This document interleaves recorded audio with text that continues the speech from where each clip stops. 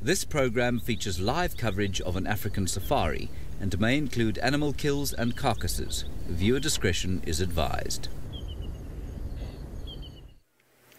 Hello and a very special warm welcome to Bridges, Canada in Toronto and the Holland Elementary in Virginia. We are coming to you live from the Kruger National Park in South Africa, and my name is Ralph Kirsten, and on the camera today I've got Craig, aka Batman, and he's going to be helping me look for all the animals out here in the African bush. Now please don't forget to send your questions through your teachers, because we'd love to know what you would like to know about the African wilderness. Well, we've come out on this lovely warm winter's day, as it is here in the southern hemisphere, and we've managed to find ourselves a sleepy leopard in this Tamboti forest. Now he's lying nicely in the sun there, obviously warming himself up. It was rather cold this morning, but we're a little bit away from him, and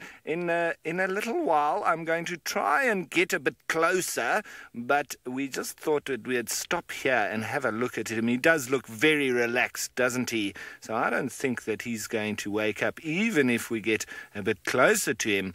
Oh, it looks like he's even having a stretch. Wow.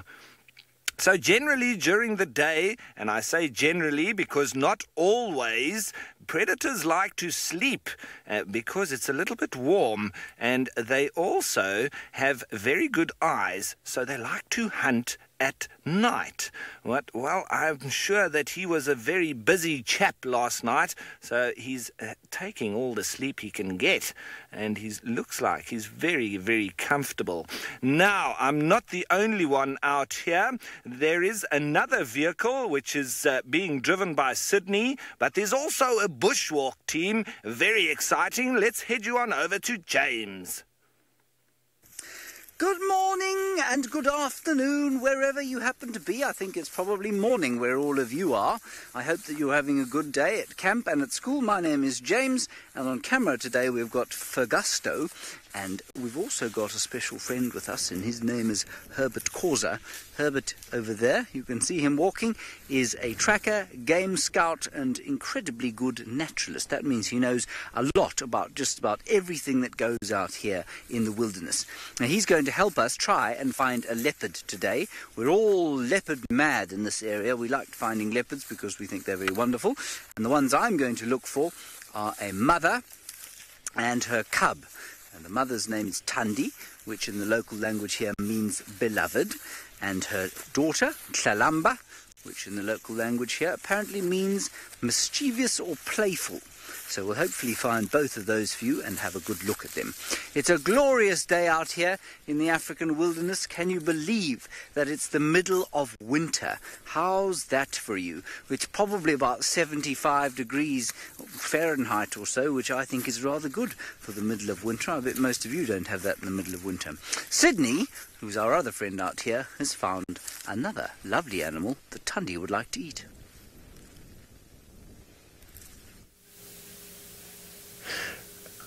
Welcome to the beginning of the game drive. I have just started now. I can see the animals are resting under the trees at the moment. My name is Sydney. I am not traveling alone this afternoon. I am with my camera operator, Senzo. We are going to make this experience one of the very interesting ones. My plan this afternoon is not that very difficult. I am going to be looking for the animals much more deep in the central part of the game reserve. Imparasa just hiding. Let me just move forward a little bit and see if we can have a good sighting.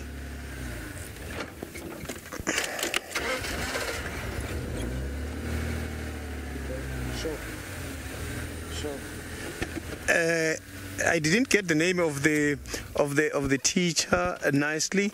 The question is,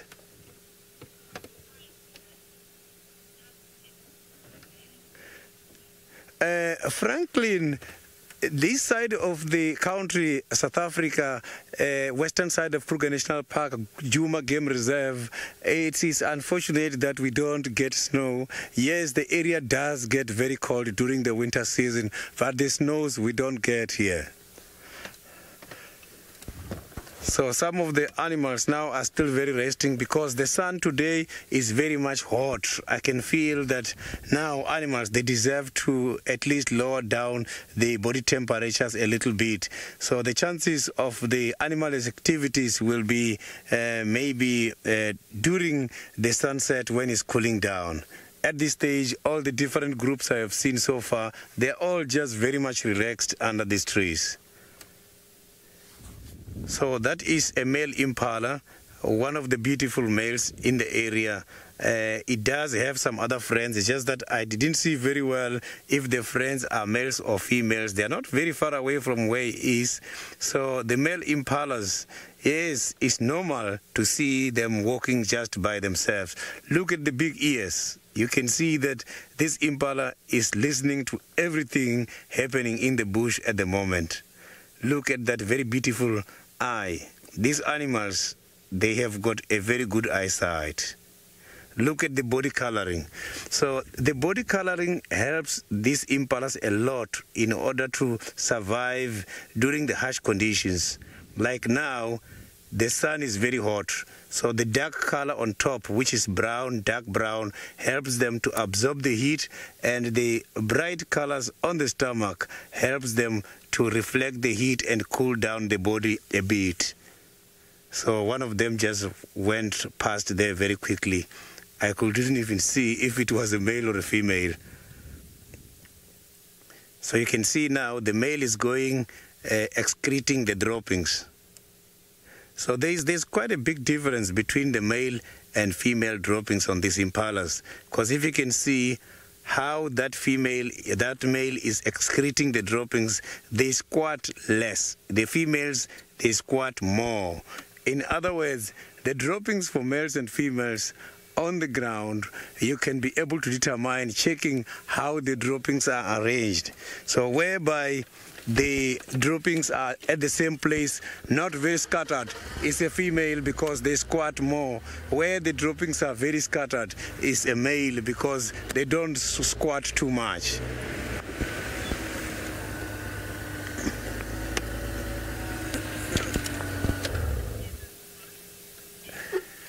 Eric, the impalas, they fight a lot, and the best time to see the impalas fighting is from the beginning of May.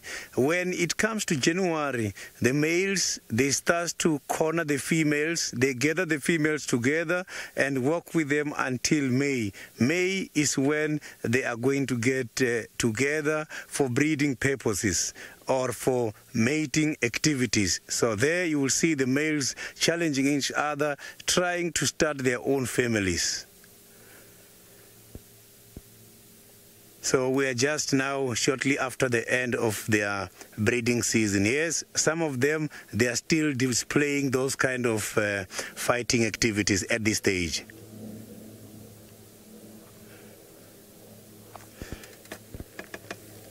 So you can see now that male is moving, trying to follow. Look at what he's doing. He's just not interested too much on eating now.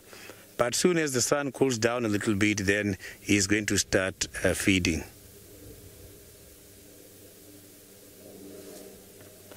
So the impalas are my favorites. These animals are so very much clean. Look at that skin color.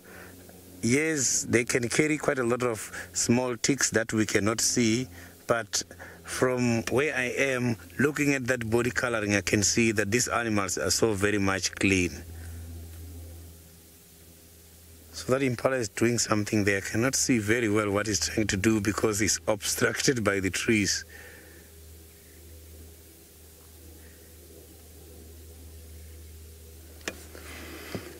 So now I am just going to carry on and see if we can find any other interesting animal. So let's carry on. Now let's go to my other colleagues and see what they've got this afternoon. Well, we've got a lot of very dry vegetation over here, and that, of course, is because it is winter. Now, in our winter time, I'm not sure what it's like where you are, in our winter time we get almost no rain at all, so if you look around, it looks like everything's very dry.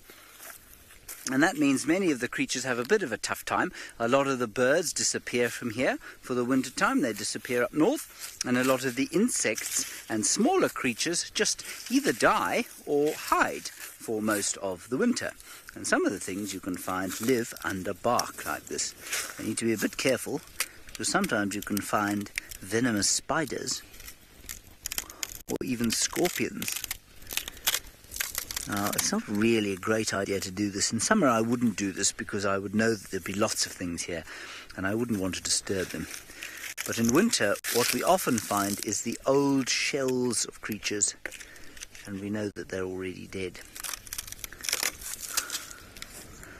So you see all the sand here. All of the sand is from termites. You can see the termites have been eating the wood there. Caitlin, we do track quite a few of the animals out here. We don't have to track them all. Sometimes we're very lucky and we walk out of camp or drive out of camp and there they are on the road.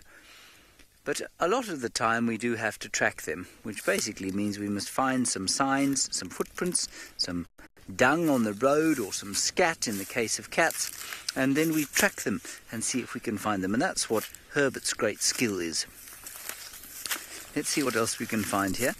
On these dead trees there are often interesting things. Nikina, animals survive in the wild in the same way that you survive at home. They have enough to eat. They have to go looking. Instead of going shopping, they go hunting or they go grazing. They have to stay warm. Instead of wearing clothes like you do, they've got warm coats like your dog perhaps has, if you've got a dog or a cat at home. And they don't have to go to school, of course. They're quite lucky in that way. So they just survive in much the same way that we do, you know. They have certain number of needs, and they fulfill those needs by hunting or looking around in the bush for what they need. We used to be able to do that as human beings, but these days we're so unused to it because of our shops and our cities, so we don't really have to live like we used to. And people used to be able to survive in this area without living in big cities and towns, without shops, without electricity and running water. Now, there's nothing under this tree. It's a bit boring. I'm sorry about that. There's just a little bit of sand where the termites have been.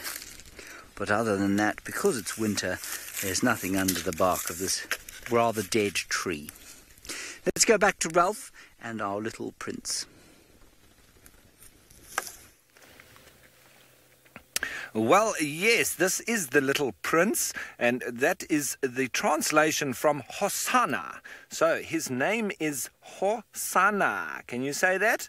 Well, he's being a very difficult leopard today because he's hiding in a very thick bush type thicket there, and difficult for us to get any closer. But at least we've been able to come around the other side of him, and you can see his very beautiful spot pattern from this side. He looks a little bit like a jaguar, doesn't he?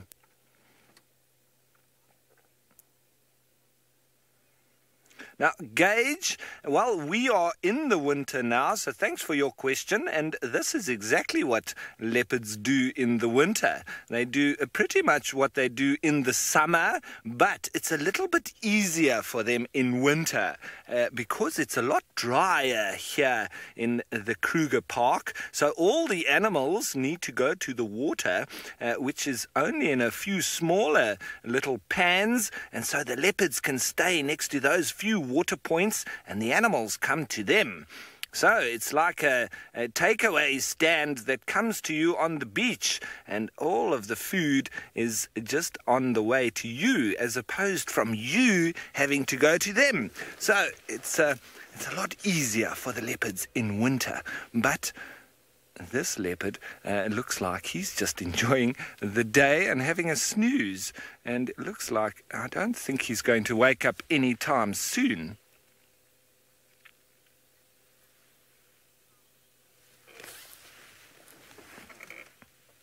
Now, Ezekiel, thanks for your question. Well, it does take leopards a little bit of time to learn how to eat meat. So they will drink milk from their mom, like all other mammals, and slowly but surely she'll bring a little bit of meat to the leopard, to the little cubs, and they'll have a little bit of that, but they'll also drink milk, a lot like you when you were a little baby. You drank milk, and then mommy gave you a little bit of baby food mixed in with your milk, and then you had a little bit more food every day, and eventually you don't drink any more milk and you start to eat normal food. Well, it's exactly the same with the leopards. They'll drink milk for quite a while, but they'll also just get a little bit of meat from mom so they can get a taste for it, and also that their stomach can get used to eating meat and solids and not just the liquid of milk. But this leopard definitely doesn't drink any milk anymore. It only eats meat. And what do we call meat eaters? They are carnivores. So that's all he eats. He doesn't eat any plants like an elephant would do, or a buffalo. All he does is eat meat. So I'm going to try again and see if we can get a little bit closer to this beautiful predator. And while we're doing that, let's head you on over to a herbivore.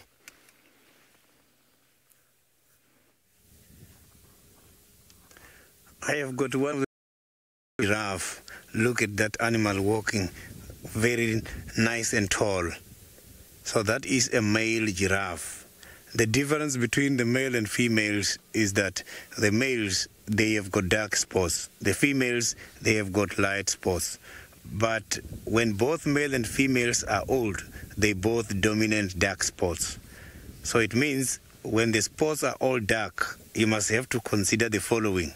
You must look at those things coming out which are in the form of horns. That is what is called an oxycone. An oxycone is consisted of a bone and a keratin. A keratin is just these layers on top of those oxycones, which are just more like what is on our fingernails. So the horns is something which is consisted of a bone and a keratin.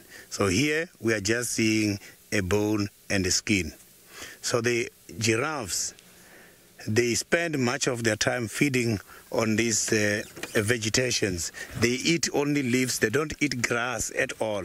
So that animal is very tall so that they can be able to reach the level of the height when it comes to the trees. So they don't eat grass at all. They are browsers. So browsers are the leaf-eating animals. So I just want to try and approach from the other side and see if we can have a better sighting.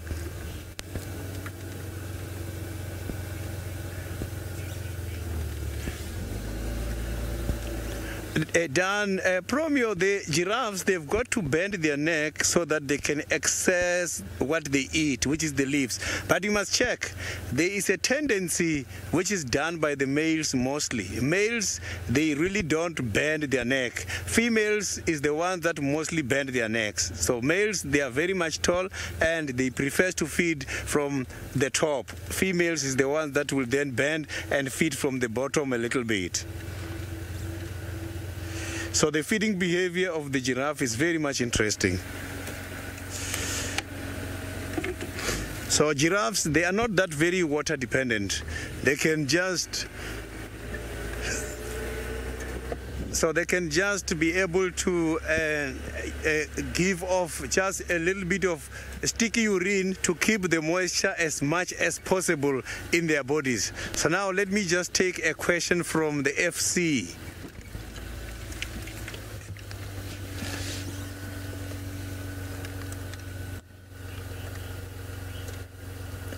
So the giraffes, they do, Lizzie, they do feed their babies. So giraffes, they give birth while they are standing. The little one has to hit the ground as a wake-up call. And after that, the little one is going to stand. You will see the little one with the umbilical cord. umbilical cord is just that kind of a stick which comes out from the stomach, and they will isolate themselves from the family for a while. The mother and the little one must go away so that the little one can have an opportunity to be able to learn the stripes from the parents and to learn the scent as well from the mother. And giraffes, unfortunately, they don't have a voice call. If they had a voice call, it's then that the little one was also going to learn the voice of the mother. Seems like the giraffe is listening to me when I'm talking about them.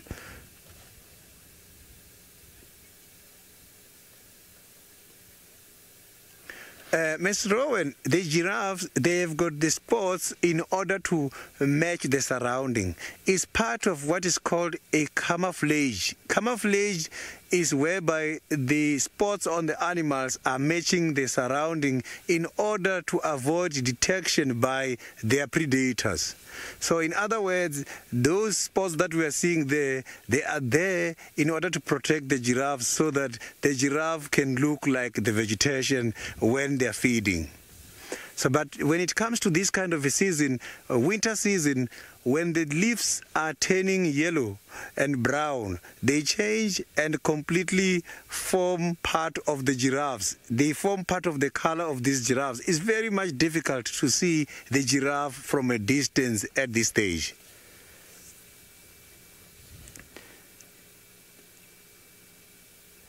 So giraffes are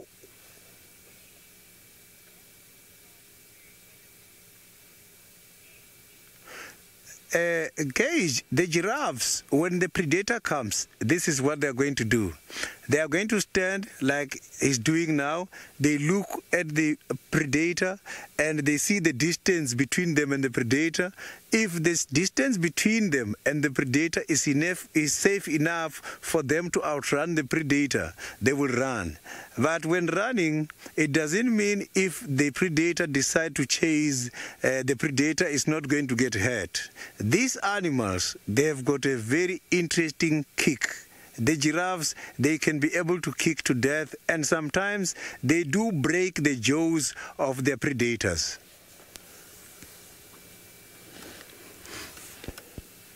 So how they run is very much interesting. So if you see the giraffe walking, it's a different pace, and when they run, it's a different movement. So these animals, how they walk, you will always find the legs of the same side walking at the same time, both front and back legs. But when running, that is going to completely change. Now you will see them hopping. You will see them running like a horse. So in South Africa, giraffes in Afrikaans, they call them kamelperd. And this kamelperd is a name which is consisted of a camel and a horse. It's like a giraffe is a camel horse because they walk like camels and run like a horse. So I'm just going to now pull forward and see if I can pick up any other interesting thing here in the area now.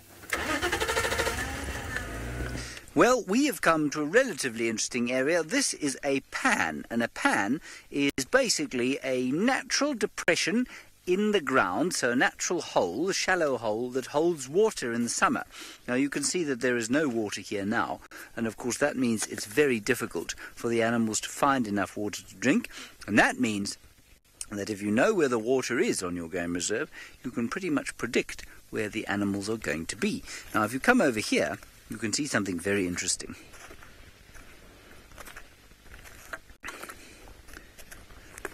You can see some indentations here. Can you see this? Some marks in the mud. Now I'm going to ask you what you think these things are. What made these marks here? Let me know. Think about it carefully. What would come and what enjoys mud? What kind of creature would come through here and leave a mark like this, and how would they have left a mark like this? And I suspect some of you will be quite surprised when I tell you how this was done. So I'm going to wait for one or two answers. I hope that you're going to give me some answers while I answer Asher's question as to how animals get water when it's dry. Well, A lot of animals don't actually need to drink very much water. A leopard is one of those creatures. But there is water around. Although there's not a lot of water, there are some places where there is water. And so they have to walk a bit further for water during the dry months. But there is water around. Does anybody have any idea what made these marks over here? Not yet. No one has any idea. I'm going to give you 2 more minutes, and the clues are around here. I'm not going to tell you what the clues are, but if Fergus films where I'm walking, you might see a few clues for what could have made those marks in the mud. You're all still thinking.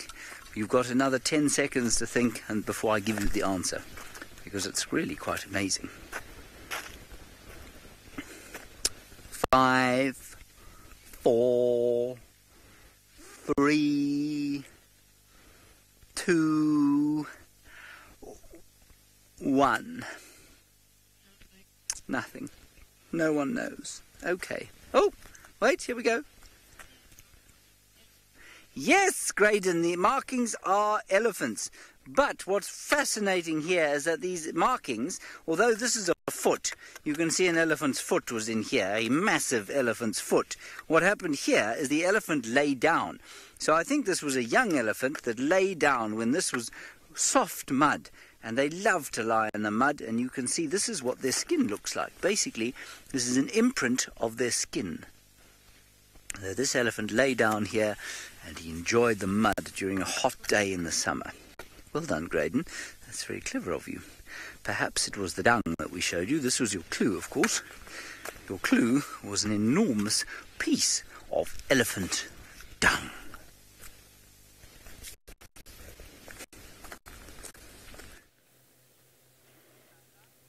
Well, look at this, everybody. We've managed to get a little bit closer to our very sleepy leopard, but he's at last put his head up, and look at that, he even stuck his tongue out at you.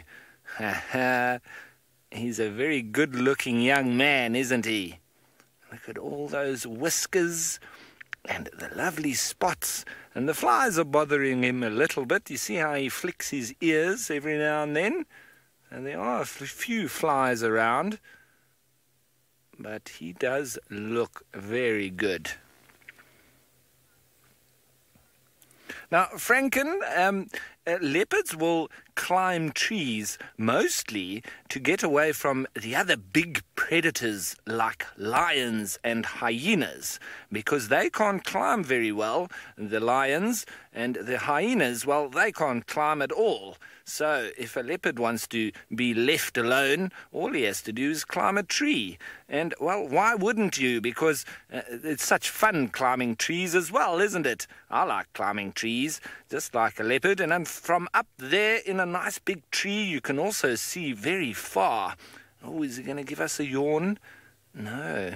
Okay, so they'll climb up trees to take their food up there as well, once they've caught it. And so then the hyenas and the lions, they'll struggle to steal the food from them.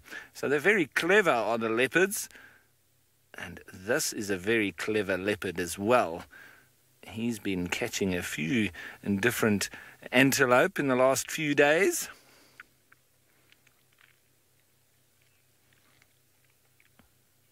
Now, Devon, well, a leopard could eat me if he really wanted to, but we as humans, we're not really part of the leopard's food, so I'm not too scared, because I also know leopards very well, and, well, I know what to do. If a leopard gets angry with me, I'm just going to tell him to stop being angry with me, and we're very safe where we are, and they're not going to eat us, so don't worry about me.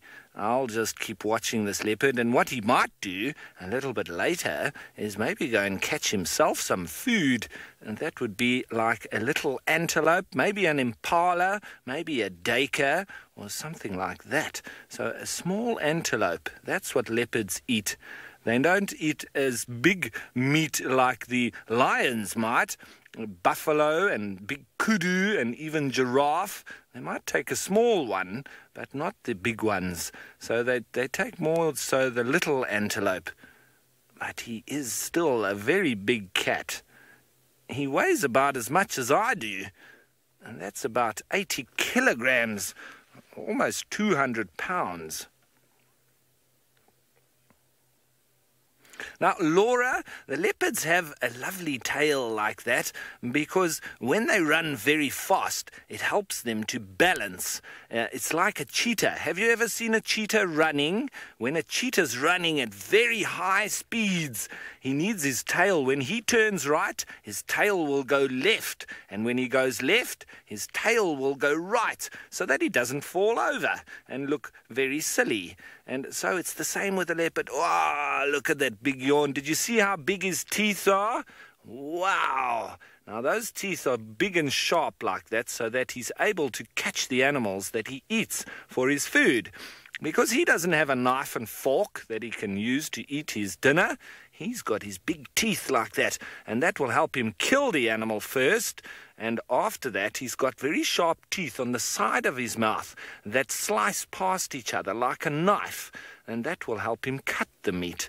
So he's got his knife and fork in his mouth. That's very clever, isn't it? And he's got very sharp claws as well that he'll use to grab the animal. And then he's got the teeth that he'll use to kill it and then to eat it.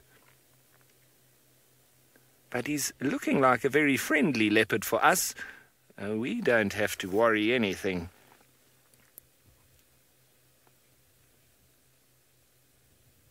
Now, Miss Tender, if leopards would go extinct, well, it would be a very, very sad day indeed. We need to protect the leopards, hey, because if they had to go extinct, well, there wouldn't be this kind of special predator anymore in the bush, and we wouldn't have them climbing up trees and carrying their meat up there.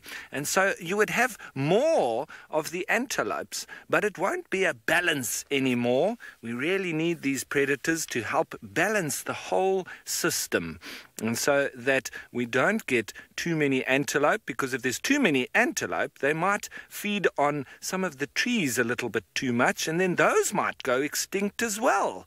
So we always need to try and keep the balance. We need the lions, we need the leopards and the hyenas. As much as we might not like them, they are very important for the system. Now, he's yawning like that quite a lot, and I don't think it's because he's going to go back to sleep. I actually think he might get up and walk around sometime soon, and that's going to make it a little bit difficult for us because we really struggle to get in here where he is, and he's really in the thick bush here. So if he gets up and walks, well, we're going to have to really struggle to try and keep up with him because we're in a vehicle and it's a big, clumsy machine that we're going to try and follow him with, and he can just walk quietly through the bush. And so, well, I'm just enjoying being here with him. It is absolutely fascinating.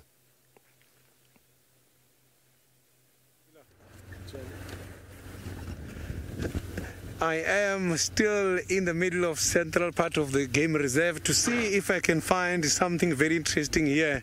I do have a question from Shailen about any of the African animal which has went to extinction. Yes, we do have animals such as the Bachal squacker.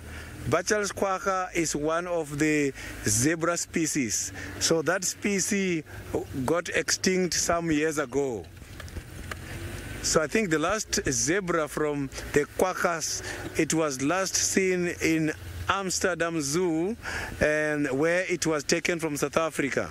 And that was the last one. When that one died, there was no any other one to find in South Africa.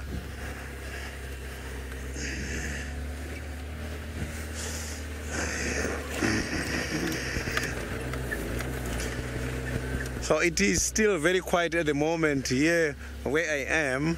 No tracks, nothing, but I am trekking. Maybe I'll be lucky and see where these leopards has gone to.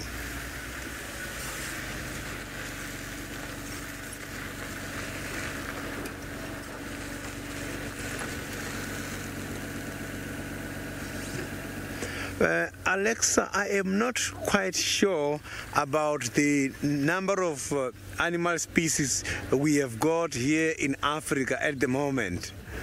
It's something that I've got to check. But you must remember that when talking about the animals falling under the animal kingdom, insects are also included. So I'm not too sure if the question is specifically for the mammals or is the question specifically for all the animals that are falling under kingdom Animalia.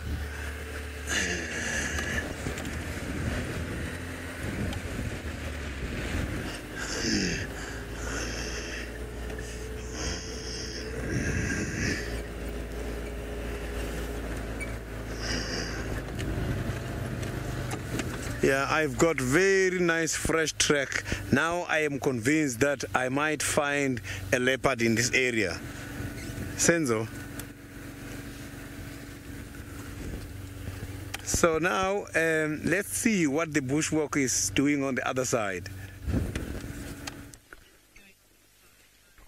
Well, we're talking very quietly because we just disturbed a rhinoceros. Now we're not going to go and look at it because they're very big and we don't look at them here on screen, but we did just disturb one and so we're talking very quietly. So although we haven't seen an animal here with me on bushwalk, they are everywhere around and we must always be very careful. Now we're walking through a beautiful area here. This is known as a drainage line or basically a dry river. And it's on these big rivers that we get the big trees. On the small dry rivers, that we get the big trees. And I know that you were all asking me about water, or we were talking about water earlier. And you will find that there is a lot of water underneath the surface of these drainage line areas. And what that means is that the water table is nice and reachable for these trees. So the trees have got long roots and they reach all the way down underneath the sand and they suck up water because water travels down these dry rivers underneath the surface. So that's how all these trees get so big. Let's move on a little bit here.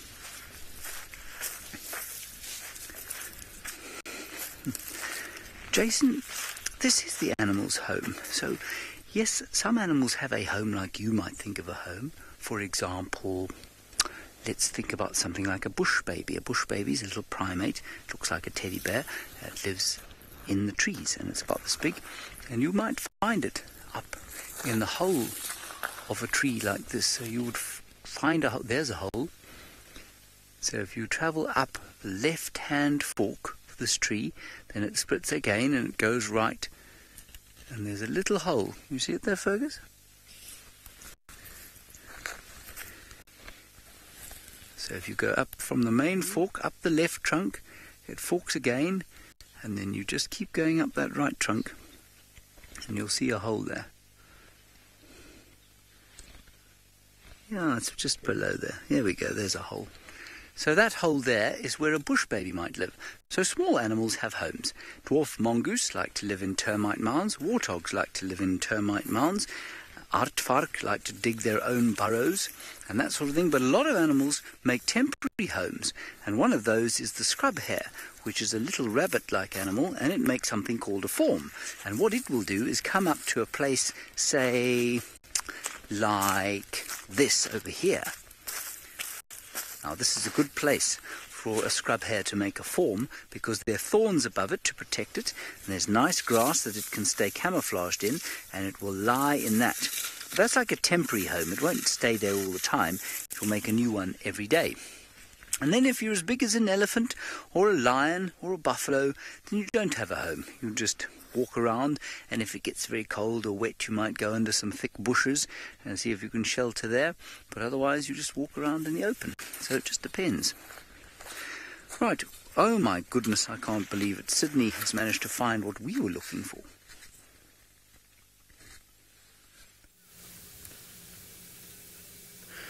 I have got a lovely Tingana here Tingana is very much resting, so I can see, but he has been here for a while because his tracks, they are looking very much fresh.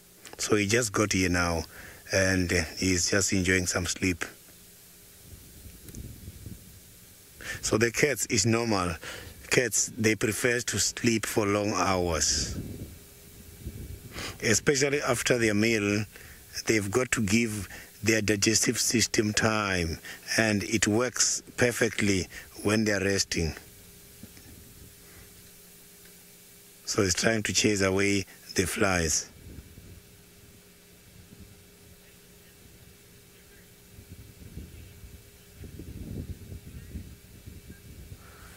So the leopards, true, they need whiskers because the whiskers are important for them. They are very important for them to be able to detect in between the trees. When these animals are moving around, also at night, it's not easy for them to judge a distance. So what these animals do, they rely on their whiskers when they're walking around. So it's a very most important tool. It helps them also when they're hunting.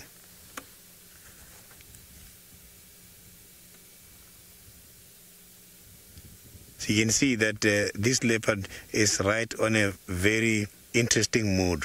No worries, just very relaxed.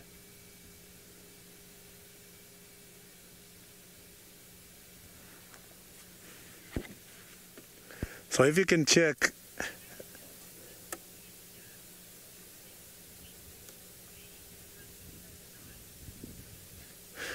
Miss Tender, the leopards, they don't sleep like all day long. These animals, their activities is determined by the weather condition. So some days you will see them active also during the day, midday, if the weather is cold enough for them to do their up and downs. But mostly they do go and rest in the morning, and then they wake up during the day. Late afternoon is when they are active more for hunting. So they don't hunt like all night long. So the predators, if they are not winning when it comes to the hunting activities, they give up and they will carry on again later on. But after a meal, they are then going to rest for longer periods. When there is nothing in the stomach that motivates them to hunt is when you will see them unsettled, moving around the area, trying to have something to eat.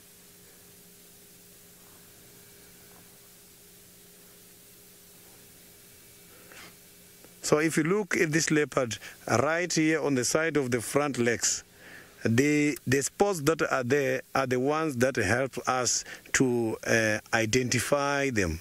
So the spots at the beginning on top of the front legs, as well as the spots which are here next to the nose, those are the spots that can help us to recognize them, because each one of them has got its own spot pattern. It's not the same. They look the same to us, but they are completely different.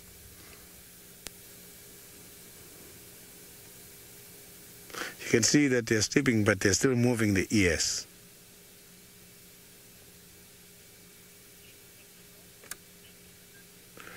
So now I will be here just for a while and see what is going to happen. But for now, maybe we can see what Hosanna is doing on the other side. Well, it seems like he's doing exactly the same as what Tingana is doing, being a very sleepy leopard. Now, I thought he was going to get up the way he was yawning and carrying on, but it looked like he just tricked me and he went straight back to sleep. He does look very comfortable, doesn't he? And look at those big paws of his.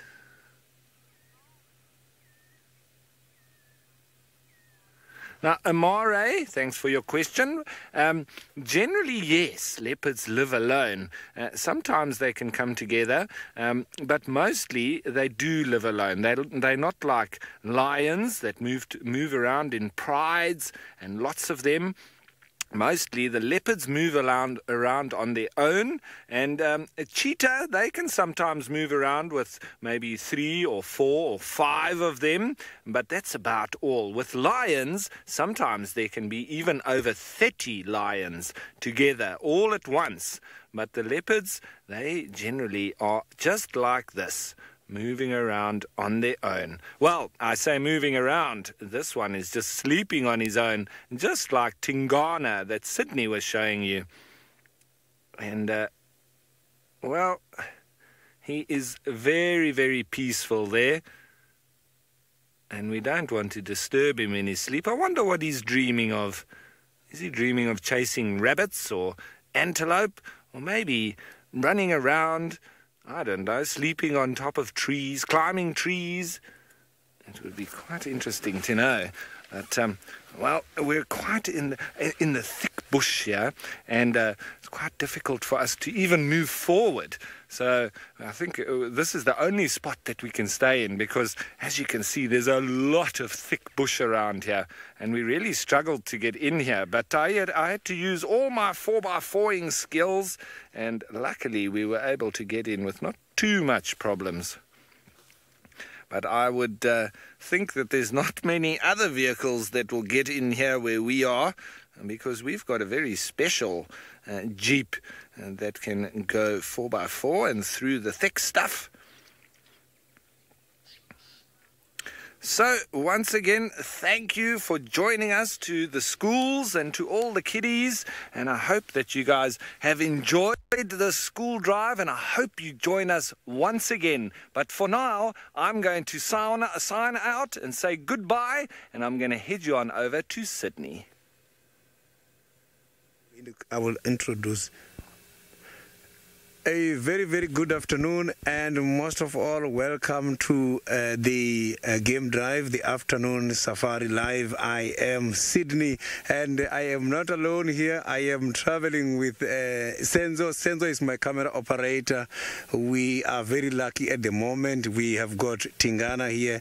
And for your questions and comments, you can follow us on Twitter, #SafariLive, as well as on YouTube chat stream. So I have got with me Tingana is resting at the moment, not doing any other activities. I can see he's not sleeping completely flat because the eyes are blinking a little bit and there is quite a lot of movement of the ears.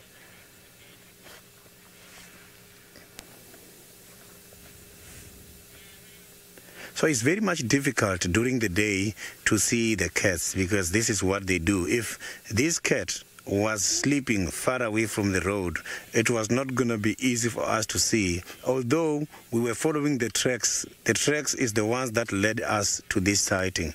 So it means we were going to follow the tracks all the way down to the bushes. But sometimes if they walk over the dry leaves and dry grasses, it becomes very difficult for us to track them down.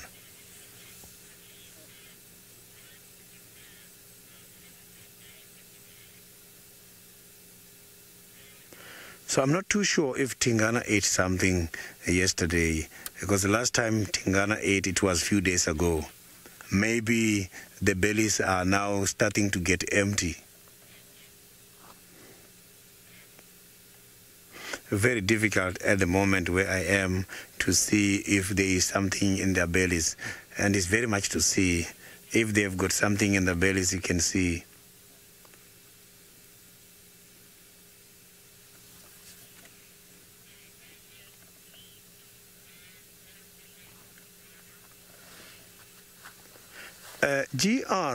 The leopards, they sleep so much because when they eat something, they must have to give their stomach much time in order to deal with the food that has been ingested. But this is a normal behavior to the cats. This is what the cats do. All the different kind of cats, they prefer to spend much of their day just sleeping. So apart from that, they also don't like high temperatures. So they avoid high temperatures by all means.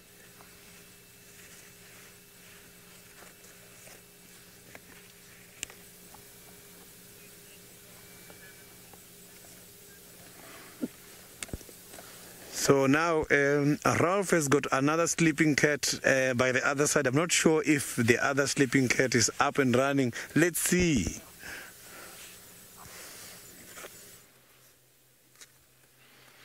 No, as he was, he's a little flat cat. And sorry, folks, I can't even get a better view or a different view, should I say, because he really tested my skills with the 4x4ing here to get in without damaging anything on the vehicle or rolling down the side of an embankment. But managed to get in here in one piece, but that is it, and we will go no further. And I was joking with Craig because we thought we would probably just get in here with all the mission involved, and he would surely get up and walk down into the Milwaukee and lie right out in the open. But luckily for us, he hasn't done that, and at least our little mission has been worth it. So welcome back once again to all the regular viewers. And please don't forget to send us all your questions and your comments on the hashtag SafariLive on Twitter and on the YouTube live chat. And get involved in this very sleepy encounter of Mr. Hosana. So, maybe he's going to move. Maybe he's going to roll over. Just a big stretch. Oh, that was very nice.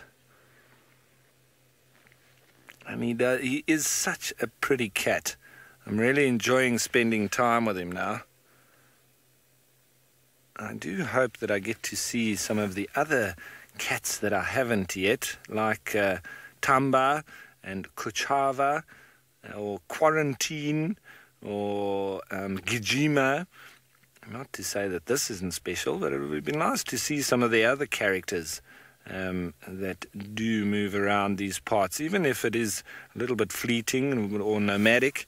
I've seen Hukumuri, Shudulu, Tingana, Tandi, Tlalamba, and Hosana. Those are the leopards that I know and have spent some time with. This guy has got such a beautiful spot pattern. I really think it's amazing.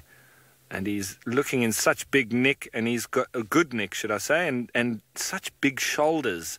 I think he's going to fill out into a beautiful leopard. He's got those lovely spots under his chin as well, with the white hair there.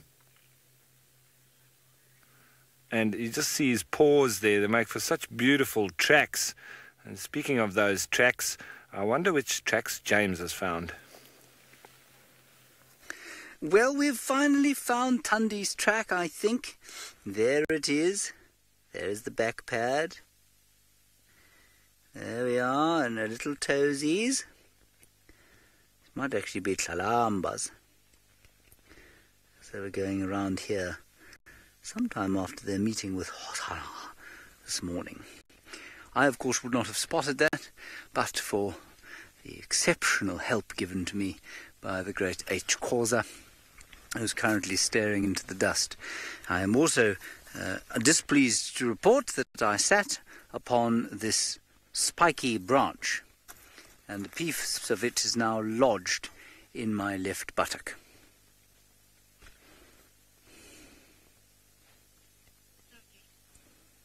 Very unpleasant. Right, never mind. We'll get through it. I'll have it removed by our chef with a knife this afternoon when we get home. All right. So it is Leopard Deluxe in this place. I've now got a splinter in my finger as well, and it seems that our older male leopard is waking up.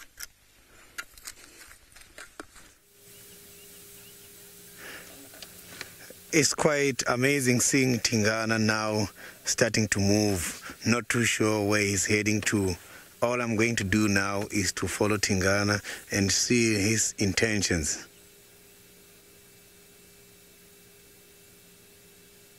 Look at Tingana now. He's just leaving behind some kind of scent.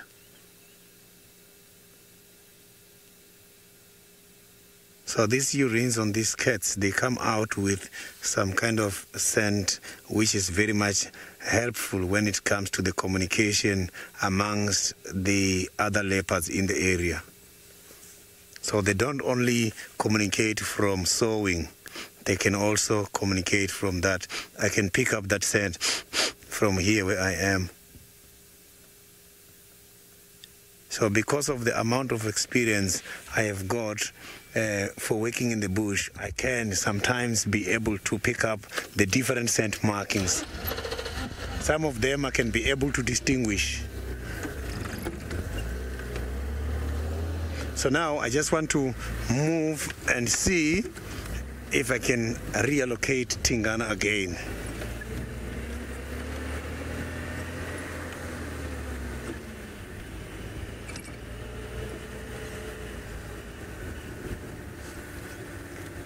It's right on the road. This is beautiful.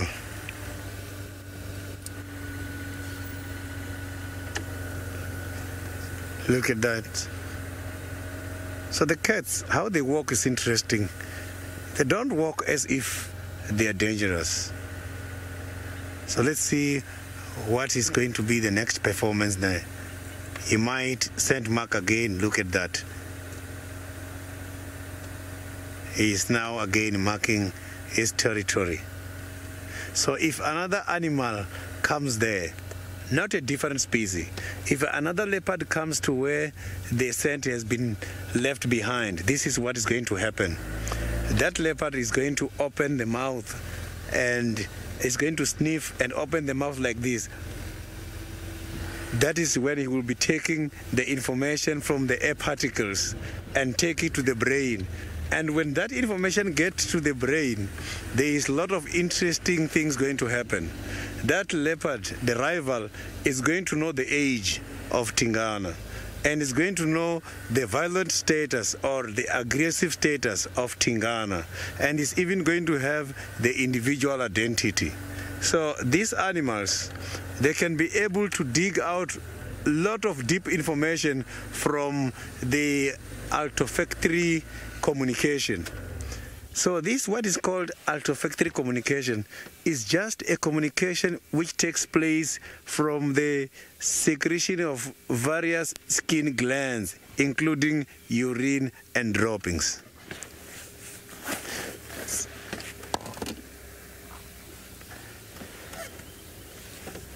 So you can see that the sun is still very much hot at the moment because Tingana is now very relaxed.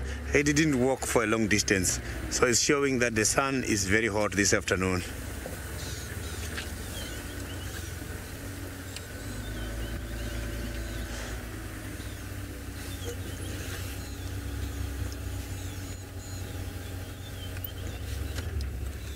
Alex, the leopards, they can eat quite a lot, up to approximately 30 kilograms. But that is determined by the size of the prey. Because these animals, it's not always where they're going to get the big animals such as the impalas. So sometimes they catch a steenbok, and if you can check a steenbok, mostly you find that it's something which is ranging from 18 to 25 kilograms. If they can be able to consume 30 kilograms, you can see that a steenbok is still quite a very small animal for them to say, now I've got enough.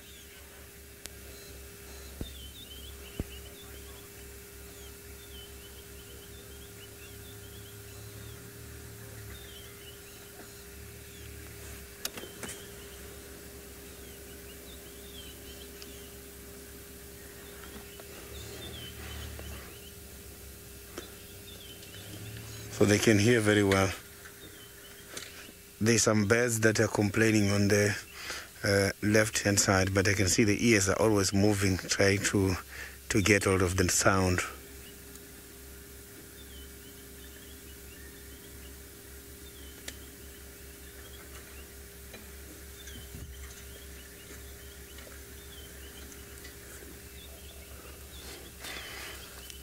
I'm not too sure what Tingana is trying to investigate here. You know, every time with these leopards, they show me things. I always don't see something before them. They see everything before me.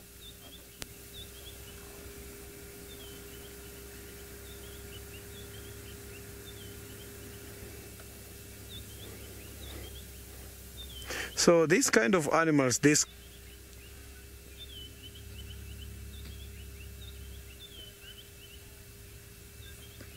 So I didn't get the name of the viewer very nicely, but if you can check, the reason why people love cats so much, RBL, the reason why people love cats so much is their design.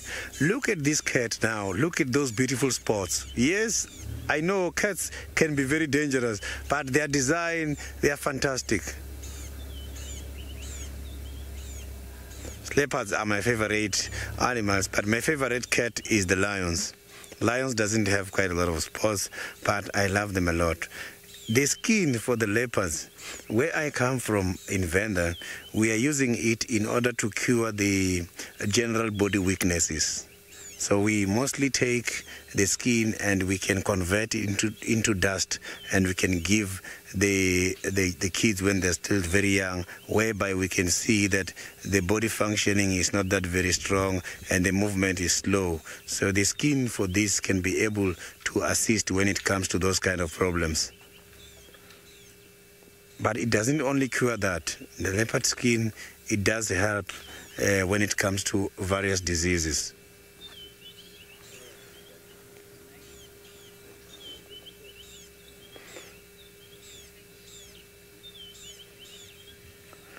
So I'm just going to move forward and see what is going to happen now, so we can see what my other colleagues are doing on the other side.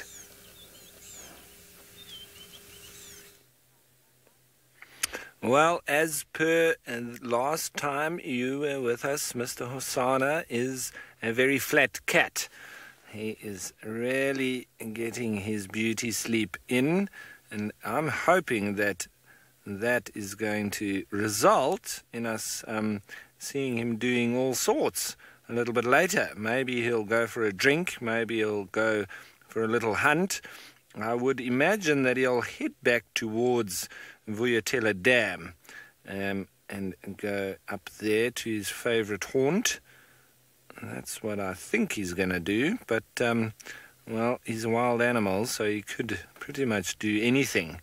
It's just the feeling. And you know, this morning when we were tracking them on foot, it was very evident that that it was either Tandi playing with Tlalamba or Hosana playing with Tlalamba. And I think I'm leaning towards it was Hosana playing with Tlalamba, because from the tracks we could see that one of them was hiding behind logs, and then as the other one walked past, it would jump out and play.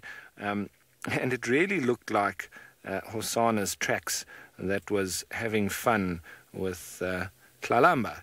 So very much still a youthful cat and very playful. And I think the two of them had quite a bit of fun last night. And then, but it's crazy to think that the three of them were walking together. And we saw them last night when we left them. It was Hosana and Tandi. And then later Tlalamba obviously joined up with them. And then they've been playing down here in the Mlolwati. And then when we spotted them on foot, Tandi, obviously, she hot-footed it out of there, not very comfortable with us approaching on foot. And then Hosana just relaxed in this exact position he is in now. And he hasn't moved since then. There, it looks like he's dreaming a little bit. You see the twitches on his paws. Let's just see there. He was twitching a little bit. And, of course, now that I say it, it stops. But that would have been absolutely amazing to see the three of them walking together and Hosana playing with Tlalamba. It's almost unheard of. So it seems like they had quite a busy night. And, well, it's taken it all out of him, really. But it is still rather warm, I must say. And I think in the next hour or so, it's going to start cooling down. Now, Rosalind, leopards generally have between 1 and 3 cubs. So, and it all depends on... Sometimes I would say that normally what I've seen is when they have their first litter, it's normally one one cub, and then and it's quite the same with lions as well. Once they have their second, third litter, they can very often have more cubs then. But it's not to say that that's always like that. Sometimes they just have one right through their lifetime whenever they have litters or cubs. So it's generally, though, 1 to 3, very unusual to have 4 or 5. That's not normal. But we always say those generally what happens, but the wildlife always never ceases to amaze us as the different amounts of cubs and so on that they will produce. But obviously, the energy then for if they've got more cubs, they do need to expend a lot more energy in trying to, get the survival rate up of those. Because they obviously need to feed more initially, because they're producing a lot of milk then, and later they then obviously need to be catching a lot more food once they start being able to eat meat as well. So a very tough job for a mother with more than 2 cubs. I would say, very difficult, and would take quite an experienced female for her to be able to actually get enough meat. And, also negotiating lions, hyenas, wild dogs, and everything else. So it's, it takes a more experienced female to bring up more than 1 cub. Right, so I'm very glad that Sydney's found Tingana. So we've got Hosanna and Tingana, and I hear that James is looking for Tandi and Tlalamba. I wonder how that's going. Well, it's not going very well. We found some tracks. We followed the tracks disappeared, and we cannot find where they went. So Herbert is knocking about over there. And while Ralph was saying to you that he thinks it must be quite difficult raising more than 1 cub, I think it's quite difficult raising 1 cub, because not only must you be provider and protector, you must also be playmate, and that's quite difficult. Here is a magnificent example of the resilience of African trees. This is, of course, Combretum apiculatum, the red bush willow, and you can see that it has been a victim. It is a victim of many, many attacks by elephants.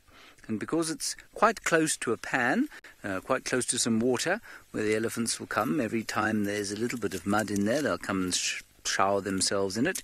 I suspect it gets attacked more than most. But it's a very ancient tree, this. This is the densest wood that we get out here, Combretum apiculatum, so it's very slow growing.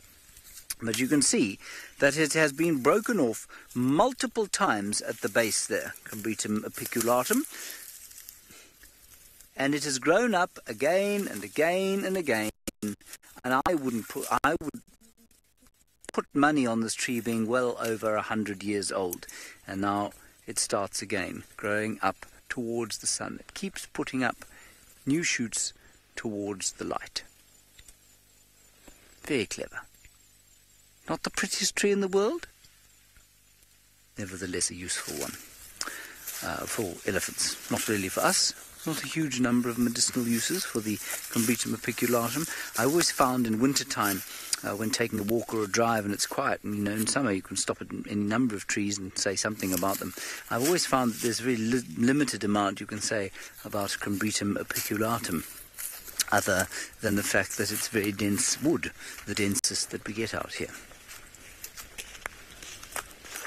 Safari cell depends entirely on the animal and depends on the conditions surrounding the fire break. So the fire breaks will be steered clear of by animals that don't eat black grass, which I suppose is most animals, but as soon as a little drop of water falls on them, that grass is going to flush the most magnificent green, and then they are going to be covered in grazers. So that's most likely to happen fairly, well, not fairly soon, but as soon as we get the next few drops of rain.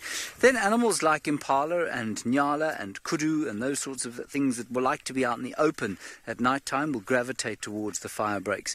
They already do that, even if you don't burn them. If you just mow an area, they will be inundated with antelope in the night. So, yeah, those sorts of things.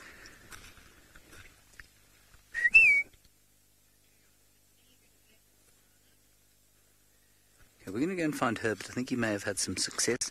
Let's go across to Sydney, who's, well, he's moved on. He's just going to find another leopard.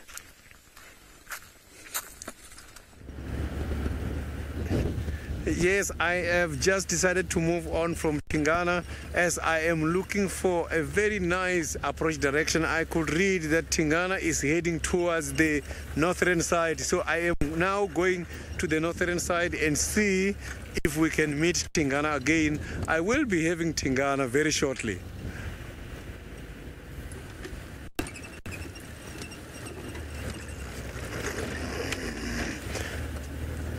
So it's not very far away from where I am at the moment.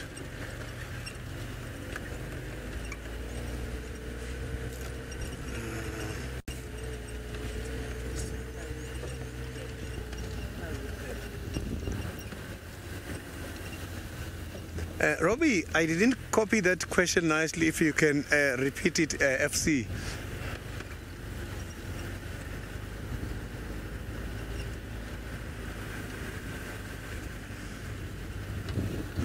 Robbie, the cat that I'm thinking is very much dangerous is the leopard. Why? Because the leopards, they don't hunt in groups. They don't hunt in families. So if you can check other cats such as lions, they hunt in families. If you corner one, I don't think lions can be able to defend themselves like the leopards do, because the leopards are used to the solitary life. They are used to defend themselves alone.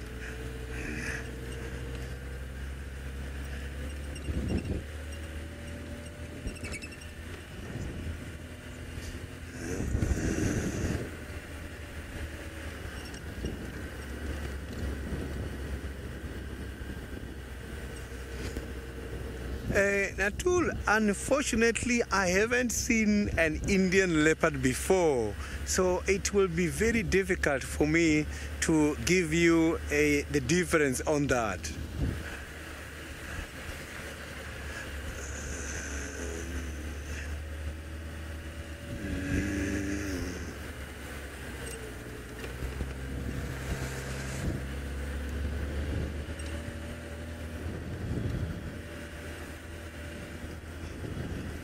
So I am not very far away from where I left Tingana. I might meet Tingana again very shortly.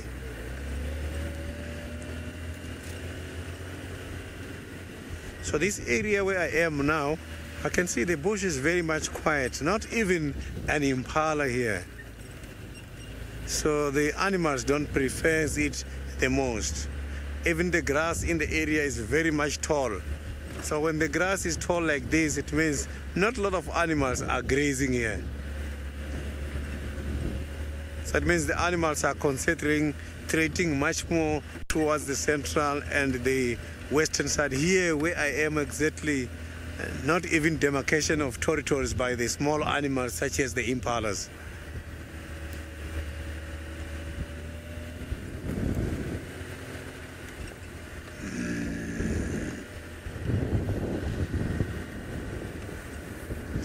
Alex, the leopards are one of those cats which can survive up to 12, 15 years.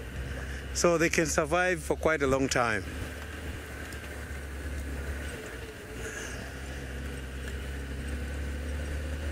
So these kind of cats, what gives them a problem is old age. And if they lose some tooth as well, they are not going to be able to hunt and catch and eat. So once they start losing the teeth, then it becomes difficult. Life becomes difficult, and then they are going to die.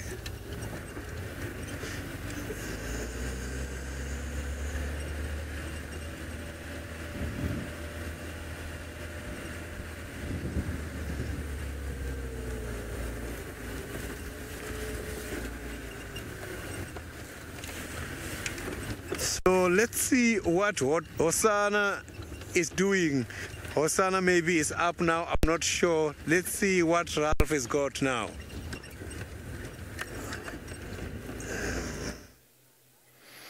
No, he's not up, but I do think it's not going to be too long.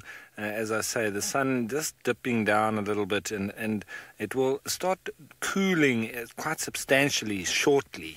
So, although he is a very flat cat at the moment, almost like some kind of ornament, I'm pretty sure that he will be getting up sometime soon. But I can't make any promises. All I can do is sit here and wait and see, because we know how leopards are. They are oh so contrary, and they always do what we least expect of them, which is why we love them so much. Oh, they're just getting irritated with the flies, and sometimes they do also help in making them get up and walk around a bit. Now, Delta, yes, the claws of a leopard, they remain retracted, and they actually push them out when they want to. Now, cheetah are the ones that their claws stay pushed out, and they can retract them. So, in actual fact, that little term there, it's actually slightly wrong, because leopards and lions have protractable claws, because they push them out and then they retract after they push them out. So they're protractable. And cheetah are the ones with retractable claws, because they can pull theirs back, but they permanently stay out. If you see what I mean, do you agree with me? Because we used to debate this with my students, and actually we used to always come to the conclusion that that is the fact. And so a lot of the, sort of idea that leopards and lions have retractable claws is wrong. They have protractable claws, and cheetah have retractable claws, as opposed to the other way round. So the cheetahs stay out permanently, like built-in running spikes, and they pull them back if they want to. Whereas the leopards and lions and African wildcat and the black-footed cat, they all stay in and push them out when they want to. And that's normally when they're either climbing a tree or when they're grabbing onto some prey. And at the moment, those are sitting retracted. Very interesting, hey? But you can tell me if I'm wrong. I don't mind being wrong. We just used to debate that all the time, and we always used to come to the conclusion that that was the fact. And you can see on the track there itself, you don't very often see that pad that's a little bit further up the hand. There's that round pad there. You can see it sometimes, especially when they lie down on their kind of haunches, and then they get up without smudging the track. Mostly you just see that first part of it with the toes and then the proximal pad.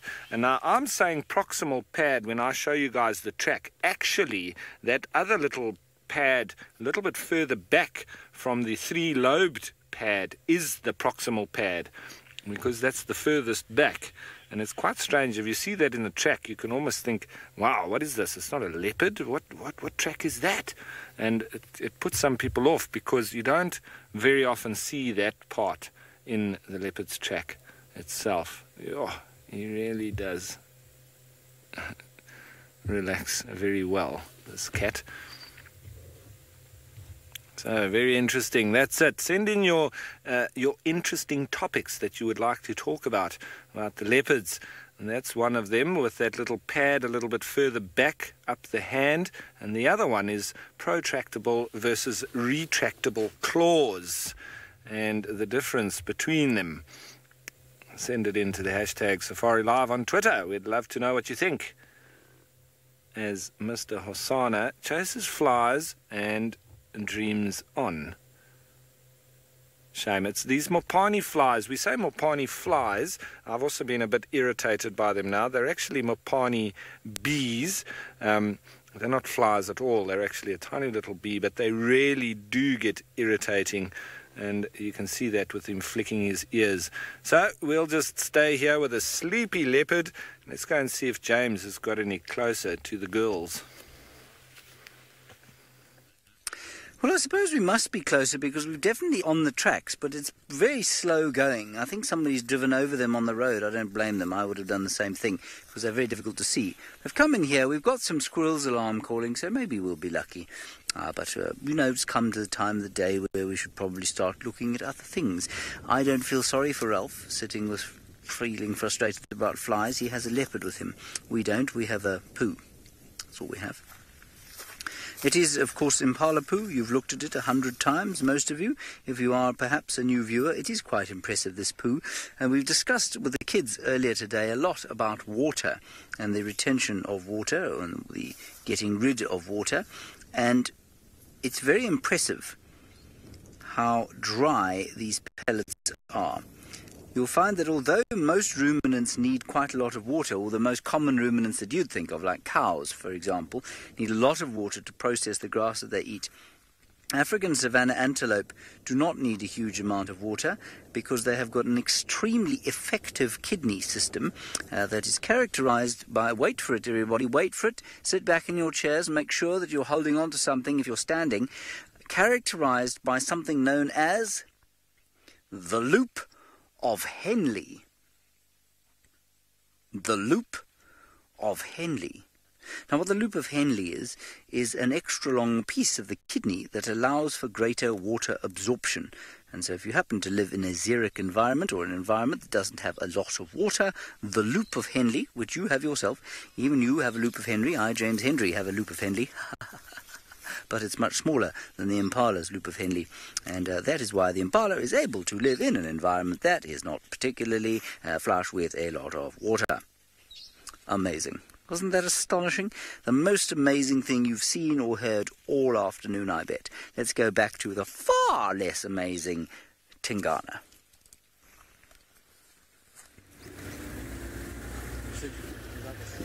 I am following Tingana at the moment. So Tingana is trying to avoid me by all means. So I am trying to see if I'm going to see him again here.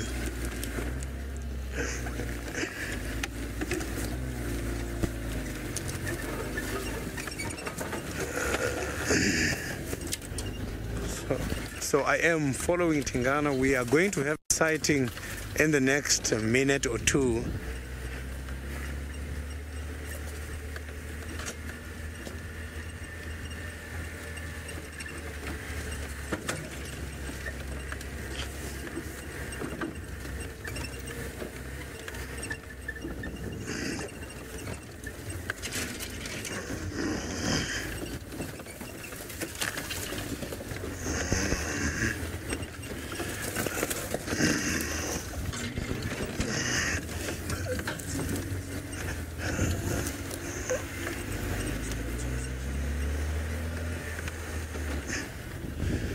Gabriela, the leopards can go for about 4 or 5 days. Sometimes it can even go more than that, because it's not every day where the leopard is going to win the hunt. Sometimes they don't win their hunt, they lose battles. So now I can see now Tingana is very much relaxed there, so he will be heading up this direction at any time from now. You can see he's very much stable there. It's quite a lovely cat.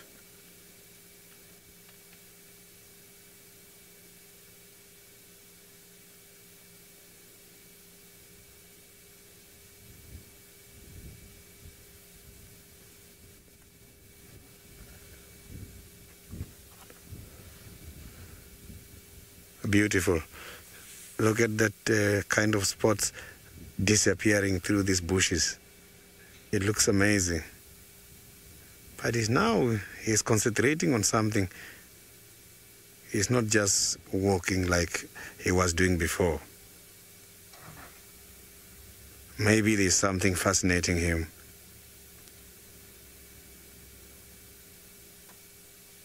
So it's always very much difficult to see what these animals are concentrating on, because animals, they've got good sense of smell. Sometimes they can smell something from very far, and they can see very well.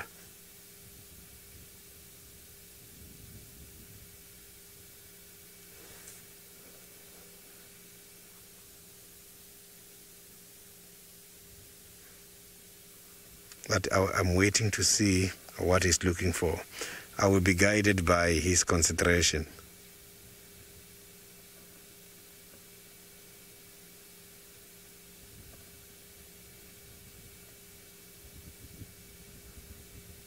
I can see that he's listening, he's concentrating a lot. His whole concentration is on something here. And the wind is just circulating, going all directions. So I'm not too sure if the wind is going to be on his favor, if it's a prey he's looking for.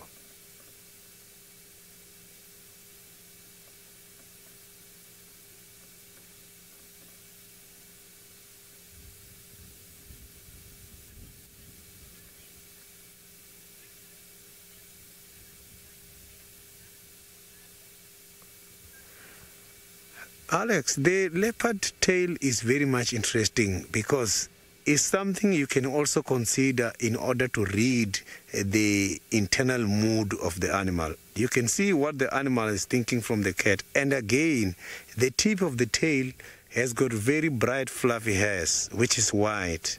Sometimes they raise the tail and spread it like a torch, and that is when they are now calling their little ones to follow them. So they use that tail for communication a lot.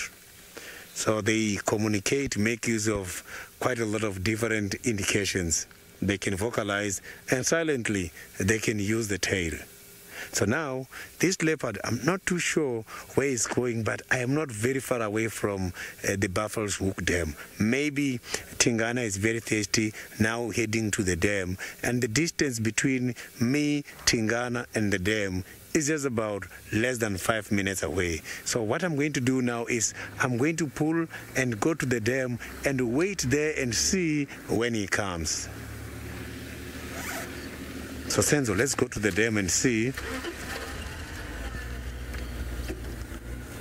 So Hosanna is still sleeping on the other side. So let's see. Maybe he's gonna be showing some other interesting things.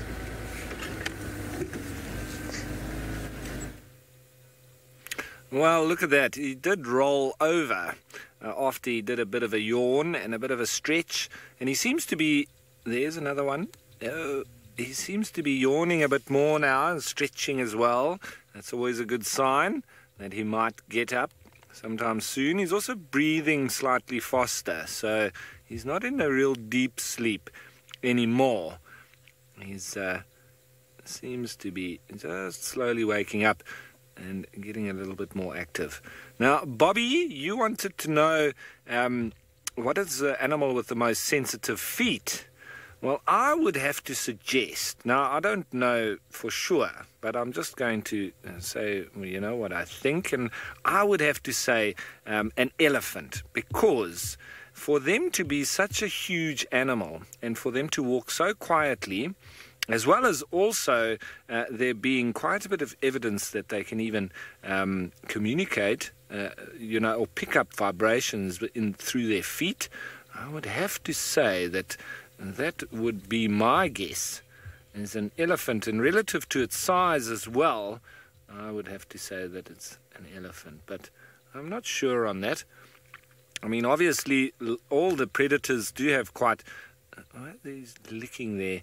They do have quite sensitive feet, especially leopard, lion, the smaller cats, because they do really put their feet down softly when they are sort of moving in for a hunt. I wouldn't say that hyenas have particularly sensitive feet. I think they're quite hardy and they don't really mind about much. But just to clarify, what I was talking about earlier is protractable versus retractable claws and the difference thereof. So we're looking at the difference between cheetah and the rest of the cats, because cheetah, their claws remain out, and the other cats, their claws remain in, and they push them out when required.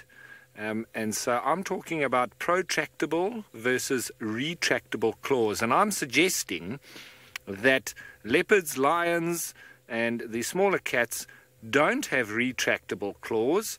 In fact, they are protractable, and cheetah have retractable claws.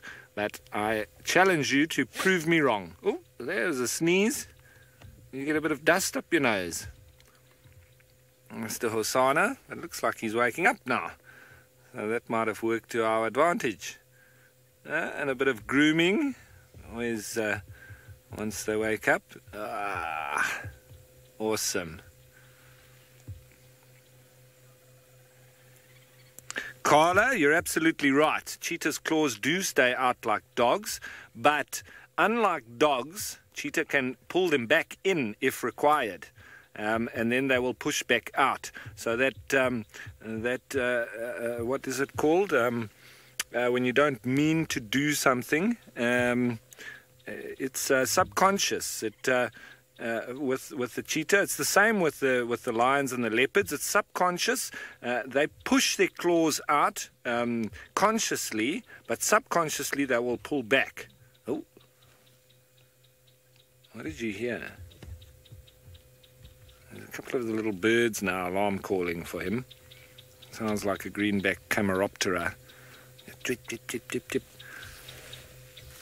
And it looks like he may have spotted something down there in the drainage. He's just sort of focusing on something down there. So that's interesting about the claws, and a nice conversation or topic to debate. But my feeling is, yeah, the difference between protractable and retractable. Anyway, let's hear what you think. Well, we just see what Hosane gets up to now. Has he spotted something? I can't see anything down there, but it's often the case. These cats generally pick up things a lot quicker than we do. He's maybe just spotted a duiker or a steenbok or maybe a warthog or some impala. He's on a nice spot here, looking down into the drainage line, and he is very camouflaged. I mean, we were lucky to spot him. Craig up in the back seat there, he just spotted the end of his tail as we were driving past, and then we luckily were able to come in and find him. But he was, you know, pretty much in the same spot from this morning, so we were quite lucky that he hadn't moved. But even with that, we nearly drove past him and we didn't see him. Now he's sitting very nicely, and at least his eyes are open, just shifting his ears backwards and forwards, listening out all over the place. And now that he hasn't eaten for just a little bit over a day, he may be looking for some food. It wouldn't also surprise me if he doesn't, because he did have a very big feed on that impala that he caught, and that he also shared with Tingana as well as the hyenas.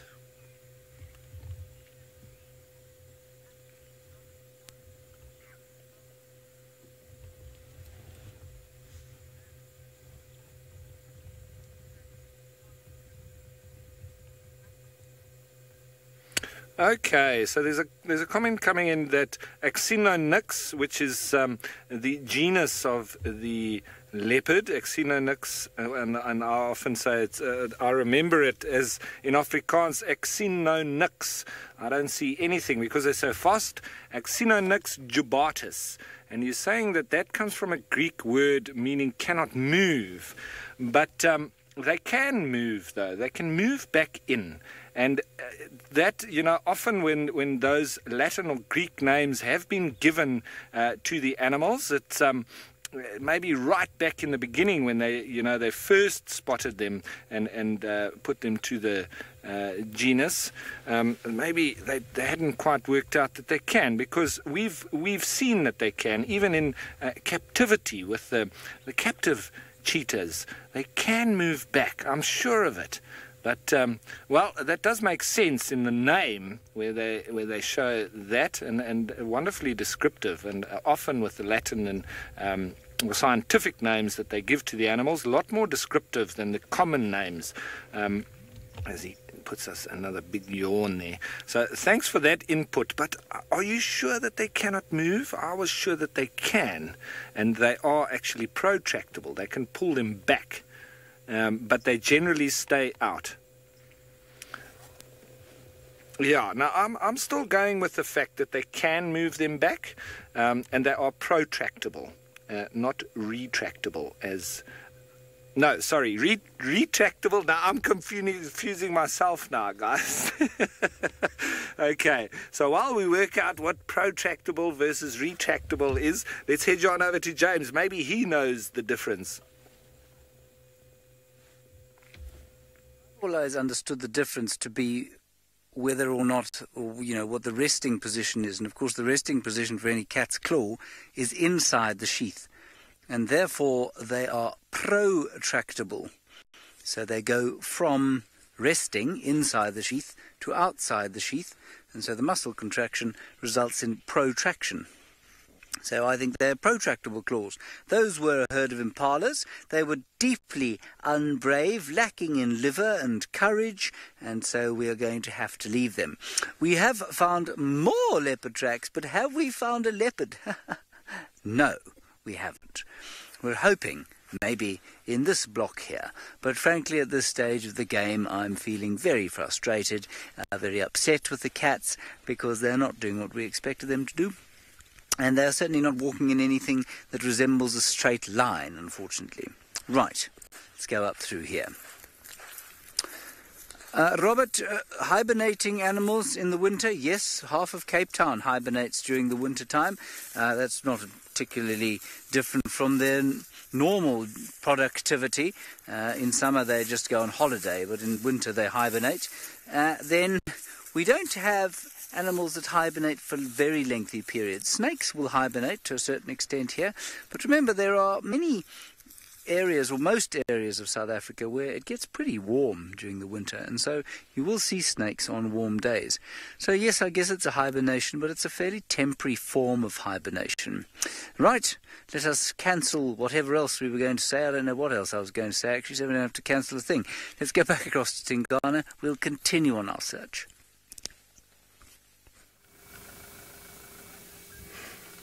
Tingana has just arrived now at the dam, but he's still scanning, he's still looking at something. I'm not too sure because he has been concentrating and playing the tail. He's showing me that there is something he is curious about.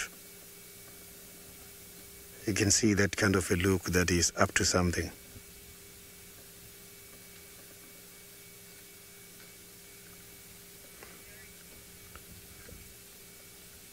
This is beautiful.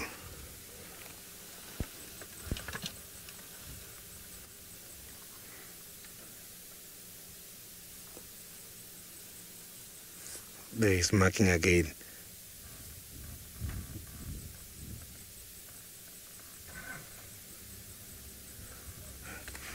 He's renewing his scent. Maybe his scent is getting old here, so he's trying to renew the scent.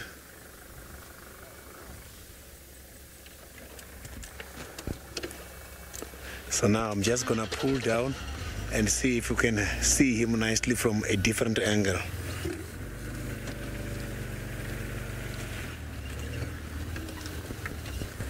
Oh, he's very much relaxed there.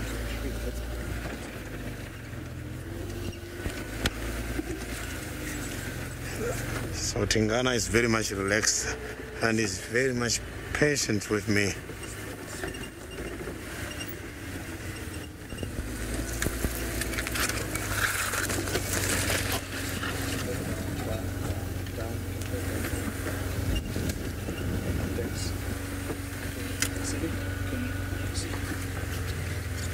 My favorite leopard is Tingana.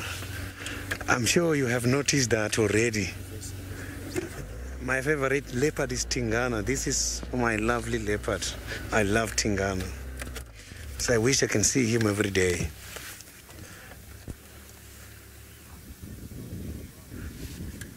Look at that.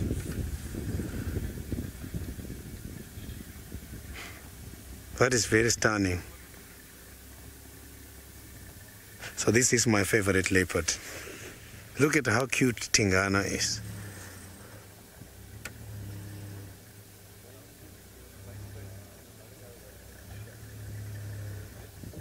Tingana's focus is always ready. When he got here, he was investigating something, and the wind was coming from the northern side, which is where he's facing to now. So now it's confusing as to whether Tingana is here for drinking purposes or is here in order to use the dam, as the dam attracts the prey to come and drink after the prey. So it's quite very difficult to tell at the moment, because instead of going to drink first and relax afterwards, he's here, he's at the dam, but he's decided to relax before going for a drink.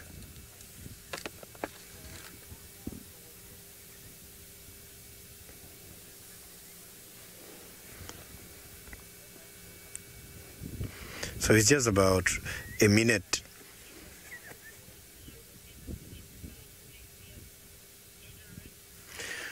Edrin, I haven't seen it happening, but they always prefer to mark. So I never saw a leopard marking the vehicles, the wheels. But I'm sure if the vehicle is left unattended in the bush with nobody inside for a couple of hours or days, they might come pass by and mark.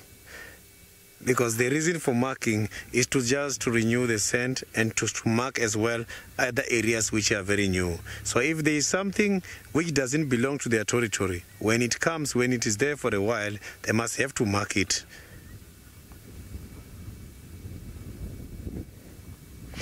Just like the domestic dogs. If you buy a new car, they will come. The domestic dogs, they always come and mark their territories if you buy a new car. So now, let's now go to the thermal camera and see how Tingana looks.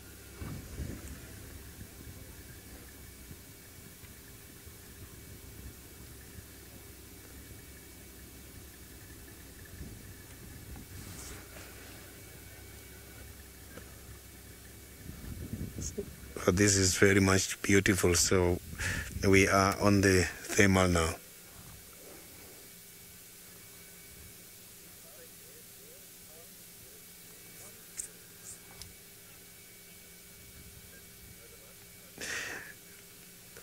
Yeah, you can see that the sun is very much strong.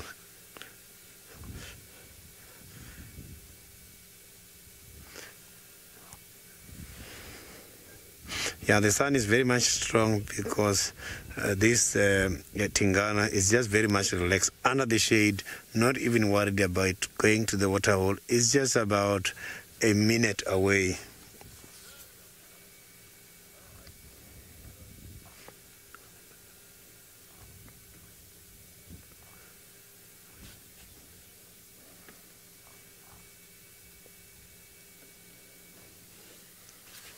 Just waiting to see his next move, because he's just about a minute away from the water. Where he is now, he's even smelling water and he's even seeing water, but instead his focus is on the drainage.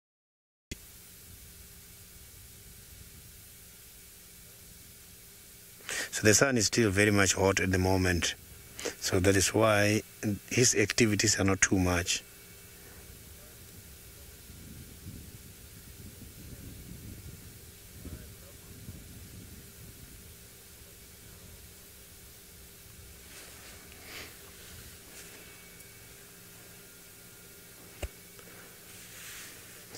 So look at those legs. You can see the muscles are very much strong. So you can even see one of the nails is out there, so they can hide them, they can restrict them and bring them out when they want to use them. So while waiting for Tingana to go and have some drink, let's see what the bushwalk is having on the other side. We are having a dance, a lovely leopard tracking dance.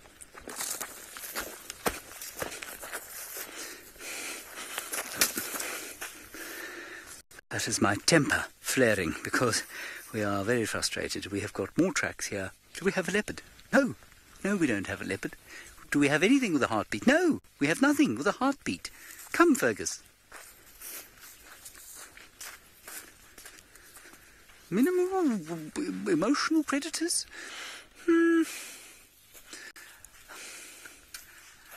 It depends, I guess, how you define emotion. I don't think they feel sad when they kill. I think they feel elated and very happy about it. Do they feel emotion for each other? Yes, I'm sure they do. Emotion from a purely biological point of view.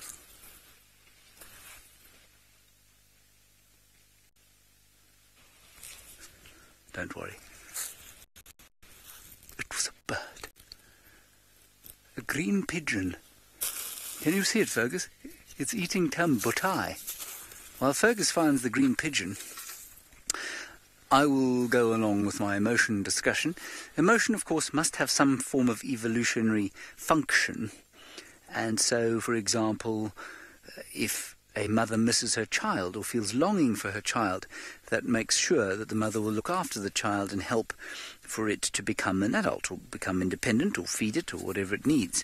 And I'm sure Tundi feels a similar sense of attachment to her youngster that human mothers feel to their youngsters. That has a very important evolutionary function. A python, which plays no role in parenthood, or a crocodile, for example, I don't believe does feel that emotion, because if they did, they would pay more attention to their kids, but they have a different strategy for raising their youngsters, or for their youngsters to make it to adulthood, and that is to basically sacrifice 90% of them and just accept that 90% of them are going to get eaten and the others will survive. 10% will get them. It's roughly that. So I think emotion definitely has a role to play for many of the mammals out here. It's definitely seen in motherhood in all of the mammals that we find out here.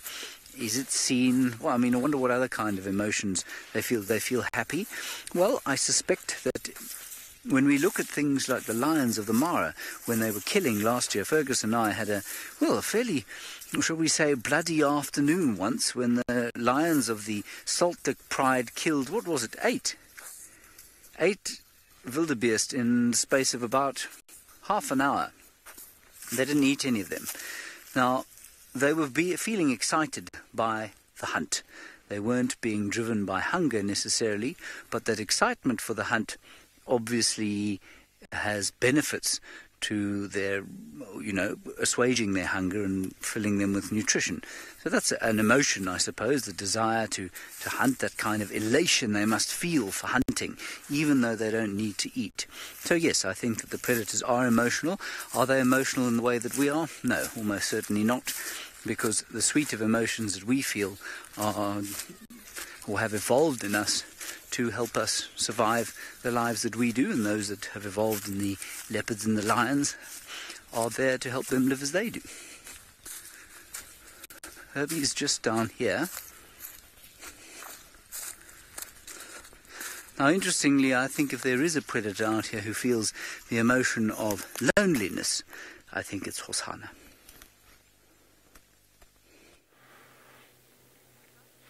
Well, everyone, Mr. Hosana has gotten up and started to walk around, and he's just come in a southerly direction along the bank of the Mlolwati, and he's here under this log, and I'm trying to work out, I can't remember if it was him or if it was Tingana that was lying in that spot that he was busy smelling there. I think it might have been Tingana that was actually lying there, and that's probably why he was showing that interest there in the smell. And that's a couple of days ago already, so that is fascinating that he can smell his father having been lying in that exact spot. And you could see he was flaring his mouth as well, probably using his Jacobson's organ in the Flehmen grimace. And in so doing, then he's interpreting that smell and sending the message to the brain. Okay, so it sounds like, speak of the devil, Tingana.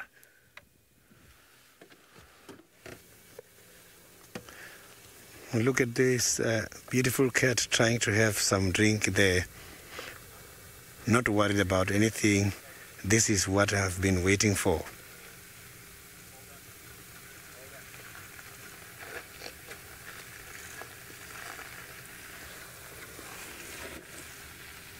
So these animals are too clever. They come here to drink, and they come here in order to use the water holes as a central point of attraction when it comes to what they eat.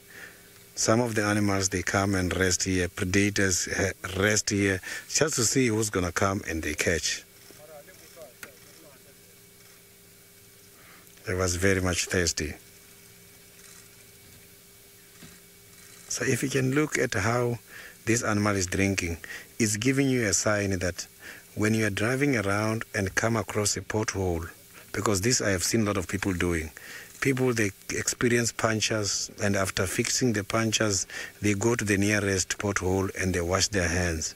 That can be very much dangerous because how the animals drink, specifically cats and dogs, they use their tongues.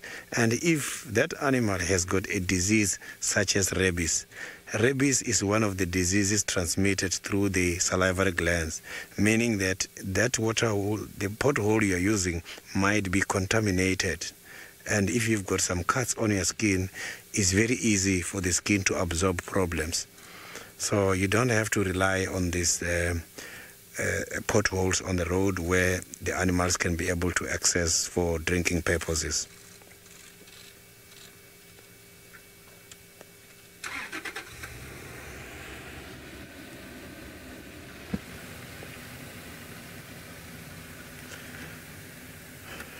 It seems like he's done now.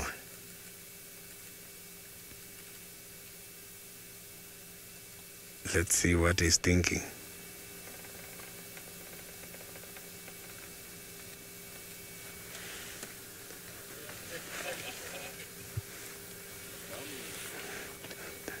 This is beautiful. This is quite an amazing experience, following Tingana from where he was resting, leading us to where we are now.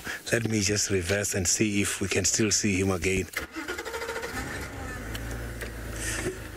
So another leopard is doing some other activities. Let's see.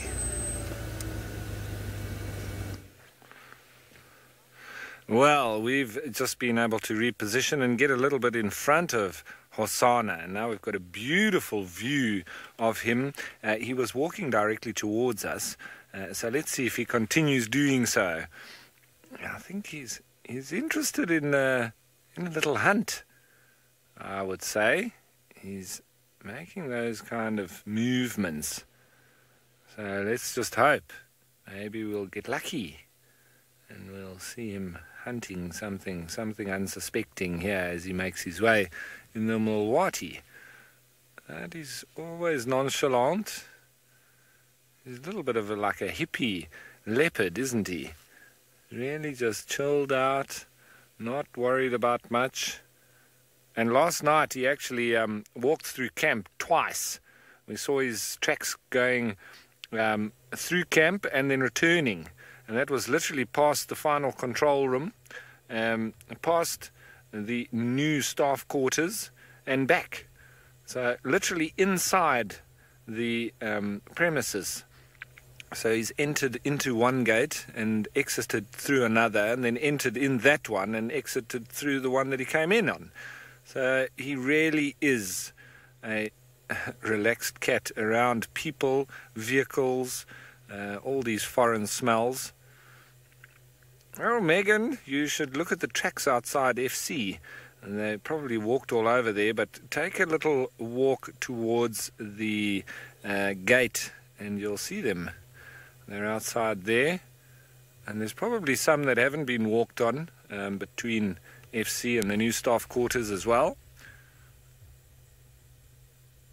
And when we saw them, it was sort of like, is it Tingana, is it Hosanna? And the guys that know Hosanna immediately just said, it's Hosanna. Tristan said that straight away. He didn't have any second thoughts. He immediately knew it was this guy. He's very relaxed and a very special cat indeed. He's going to pass now by the front of the vehicle. And so you're going to see him go past there. I was going to stick my head down, but let's see him. He's continuing on now. We might do a bit of marking as well, or have a little bit of a chew on some buffalo dung. Oh, what's that? Is it a feather? Oh, he's got he just picked up on a feather. Looks like there's a crime scene there. Somebody ate a bird right there. I wonder who that was. Well, there's nothing left of it. Oh, has he spotted something? No, he hasn't. Just making himself nice and low. I wonder, I'm just going to roll down a bit. What do you think, Craig? And just get a bit closer. Let me just see if we rock. I'm not going to rock the boat. Let's just see. Let's drop down and just get in the river with him.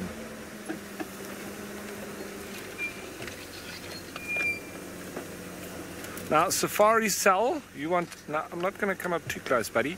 Sorry, it's a bit skew now. Safari Cell, the electric fence that we do have in camp, it's quite high. Oops, my head.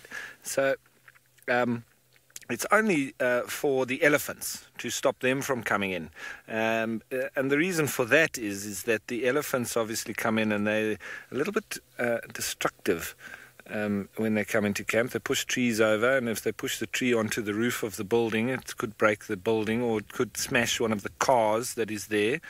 Oh, what's he hunting? Insects. So the other animals, hyenas and leopards, can really freely walk through, and well, we just need to be careful as guides, but that's what we do, so we're professionals at it. Oh, he's going to go to the toilet.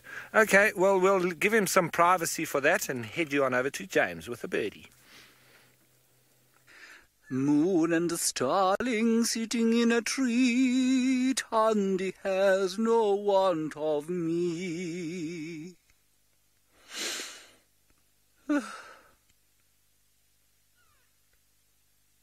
I don't think that starling cares a jot for whether or not Tandy has want of me, like I have want of her. It was, of course, the Cape Glossy starling. How, you may say to yourself, did you tell? Well, I've just heard it call, you see. We have two starlings that look like that, which most of you will know. One of them, the greater blue-eared glossy starling. The other one, the Cape Glossy starling. That one went poodle-loop as it took off, which is, of course, what a Cape Glossy starling would do as it took off. Poodle-loop. Did you like my song? I made it up. I think I shall record it and make much money. I shall be rich and famous for years. We have got Herbert up front, still manfully searching. Not afraid of a hard day's graft is our Herbert. Let's have one more look at the gorgeous moon under which the Duke Tingana now sits.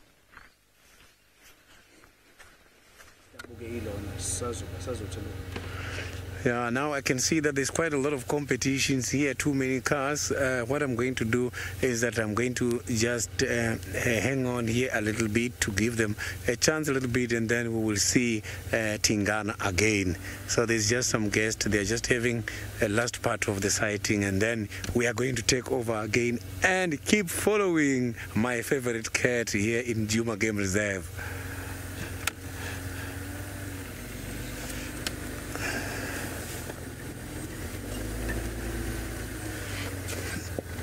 Now that we've got Tingana doing some walking activities, maybe Osana as well is getting better now.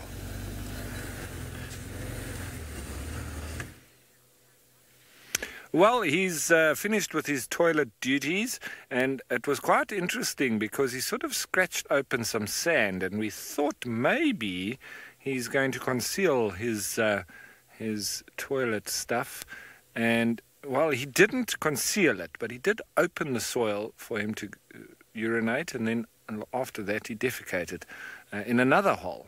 So it was quite interesting to see that, and I wonder if he's just trying to stay under the radar a little bit of any of the territorial males where he's been wandering. It would make sense if he doesn't want to get beaten up. And as he oh, no, there he is still. Let's just move forward a little bit, get a bit of a better view.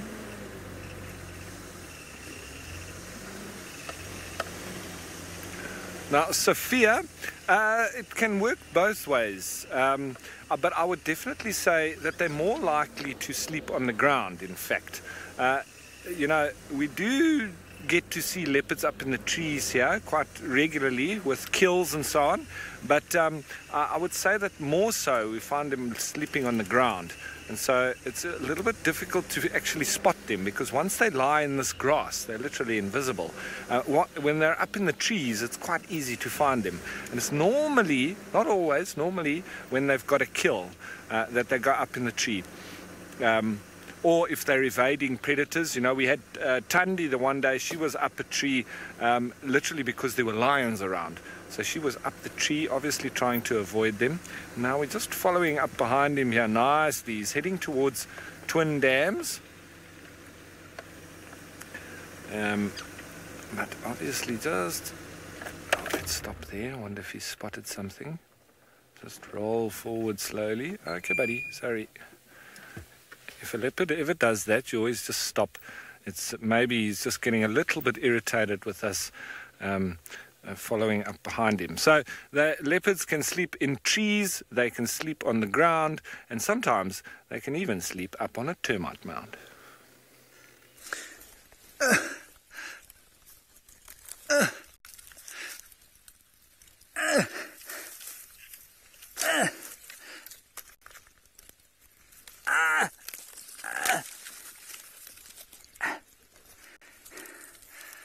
Now, we're often asked if we get succulents out here, and my answer is not many.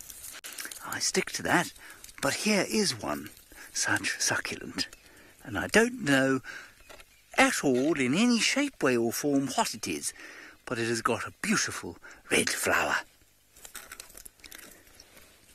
Judy H., it's been a long time since I've asked for your help, and today I need it again, not to save me from plummeting off this very steep cliff that I've climbed for your edification, but just with the identification of the succulent plant, if you don't mind.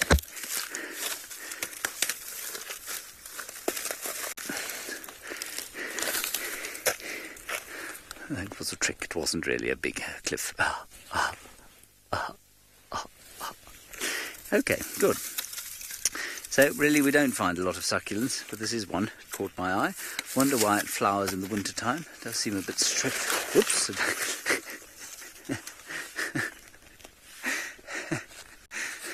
Kosar, do you say it's a kalenko?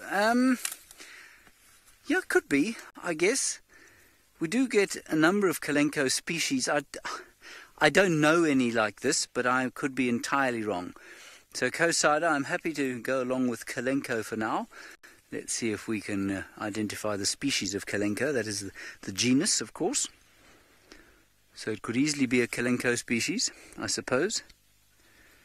Just when you think you're getting a handle on the flowers of this region, when another one pitches up and you have no idea what it is. Gorgeous. Carla, that's the most important thing. You don't know what it's called, but you do know that it's a pretty red flower. A pretty red flower, it absolutely is. On the precarious bank, on a tributary of the great Mlwamati. Well done, Fergus. You've got cuts all over your knees after that segment. You've done a very good job. Yep, but at least it was for a pretty red flower. Yes. Nobody knows what it was. Hopefully, during the course of the next little while you look at the leopard, you'll think of kalenko.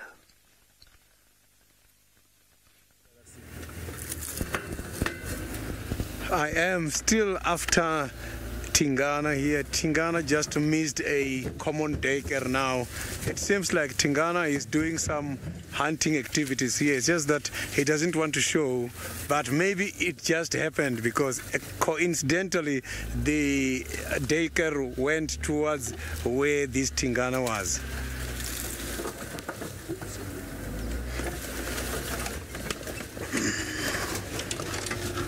So it's just here, not very far away from where I am. It's very much relaxed at the moment.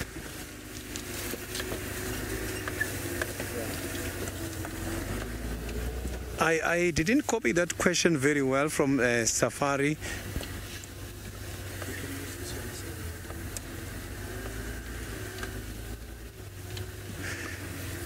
I haven't experienced that myself, but yes, I have seen it on TV before. I've never seen them myself on a game drive. So now I am approaching, I have got Tingana with me now. It's going to be a lovely sighting now where he is. He's right on top of the termite mound. So look at Tingana. You will see him just now. He's not doing anything. Now he's relaxed. He just missed a decker now.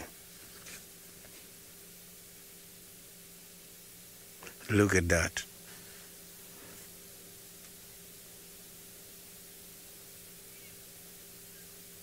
This is very much beautiful, and his positioning is like it's a hunting position. He was right there when this small decker came running and went past there.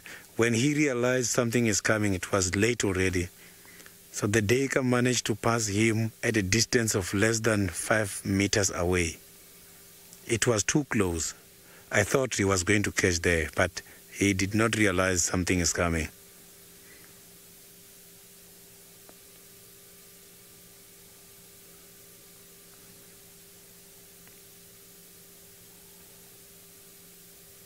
Look at that. With the reflection of the sun, of the sunset, you can see now that this is beautiful.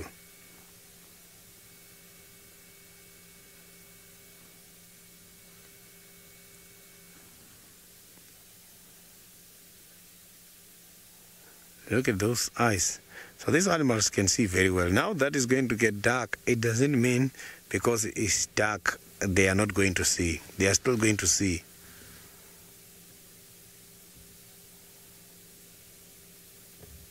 He is trying by all means to focus now.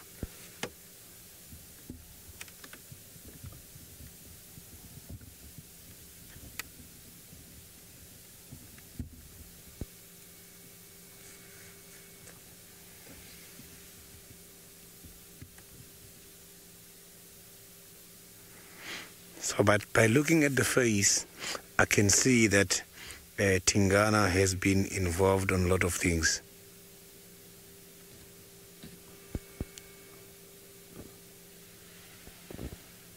You can see he's got quite a lot of scratches here. It shows that he has been fighting a lot, so he's getting old. This is something I normally check when the cats are getting old. If you look at the facial expression, you will see there's quite a lot of markings there, and their nose gets dark. As soon as they get to up to 8 years, 10 years, the nose starts to change color and get very dark, which is one of the big difference between Tingana and Hosana. The nose for Hosana is still very much pink, and for Tingana is now very dark. So this shows that Tingana is getting old.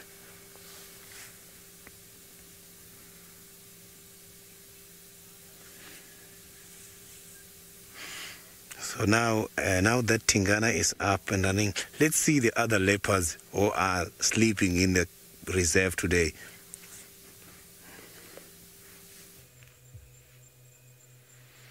Well, Hosana not sleeping anymore.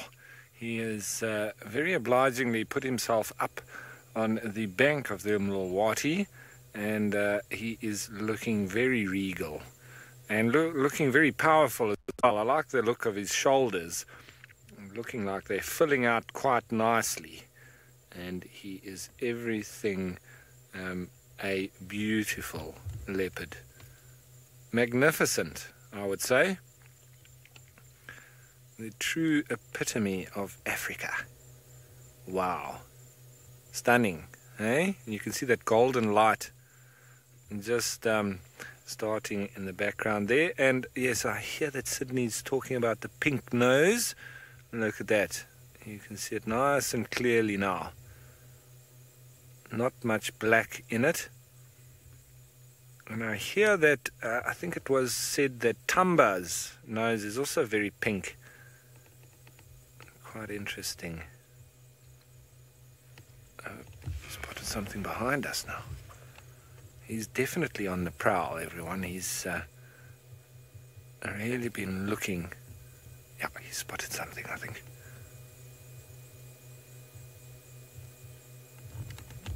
There he goes. Slinking as he goes. I can hear some mongoose giving little chirps here. I think they've spotted him. Little high-pitched shrills. If he goes that way, I'm going to very quickly have to spin around. He's watching something, but a little bit relaxed now onto his seated position. But the focus is there for the potential of a hunt. So it's always a tricky business to know when exactly is he going to hunt. Because they very often, you know, especially the younger, less experienced cats, they can prep themselves for a hunt quite regularly, and then literally a few seconds later go totally relaxed. And it's the more experienced cats that sort of know when to prep themselves when it's, you know, potentially better circumstances, or they have a real chance of catching their prey. But he did ready himself. He's obviously spotted something in the grass, but maybe he just spotted these mongoose, because I did hear them squeal as he started moving down. So maybe he's identified that now as not really a potential food item. Little dwarf mongoose squeals, very high pitch.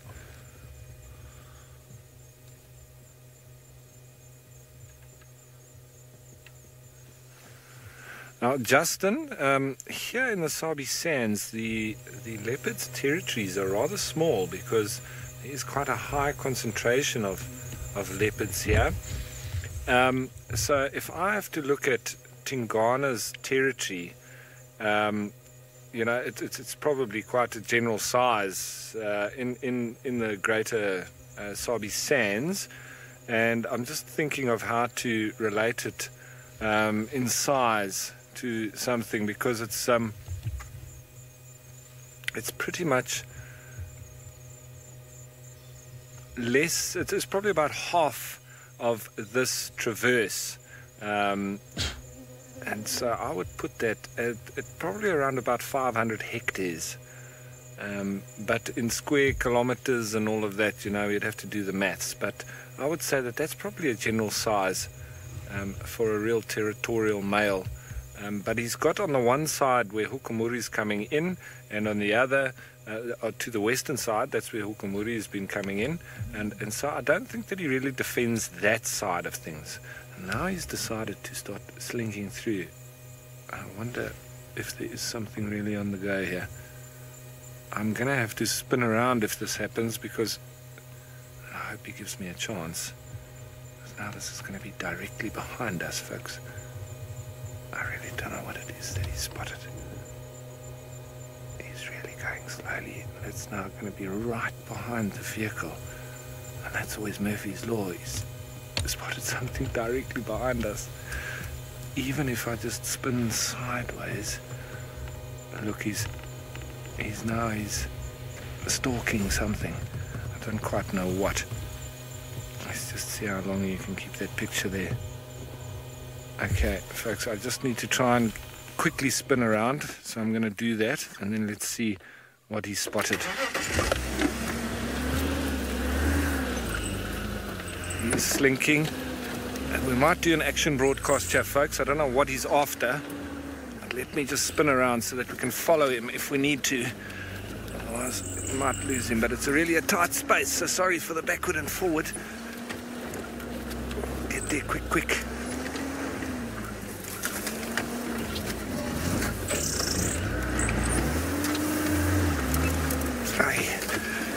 Tingana, you really made my work cut out for me here.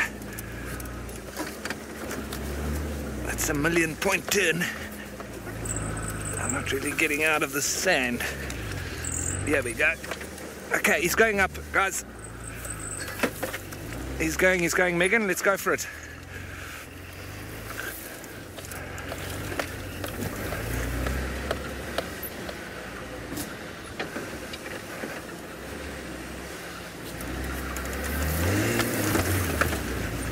Okay, folks, you've just joined us. We're in the Greater Kruger National Park of South Africa, and we've got a leopard that's on the hunt here. His name is Hosana. He's just raced up the bank of the Mlawati, and I'm just trying to keep up with him, which is quite difficult here in this thick brush.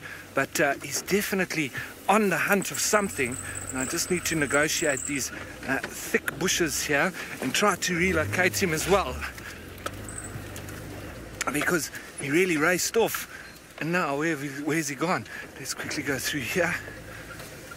It's quite difficult to keep up with these guys, but he did spot something. I don't know if it was a duiker or an antelope. Now we've just got to try and keep up with him. Sorry about that, Craig. I don't know where he has gone. Jeez, that is quite difficult. Welcome to all the new viewers that have just joined us. There's a Franklin now just calling off to our side. It's probably spotted him. We've just got to try and re-establish where he went. This is all very exciting, but also quite difficult, because, as you can imagine, we can't run through the brush like he can. So I'm just trying to keep up with him. I think he might have headed up here, because that Franklin is making noise like he's gone up there. But for us, it's pushing a log in front. Let's just try and get around it.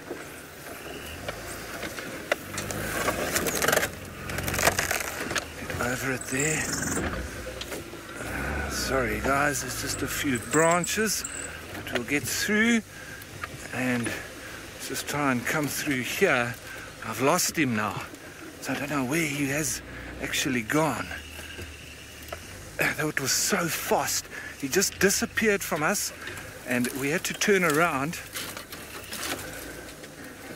Wow, folks, that is I suppose the difficulties of trying to film African wildlife on the hunt. And you may think that I'm not even telling the truth here, that we've been chasing or following a leopard on the hunt, but I mean, look at this brush. It really is difficult, but all exciting all the same. And he's disappeared. I wonder if we just switch off and be quiet just for a second, we might hear any alarm calls or a little bit of a squeal from an animal that's gotten caught.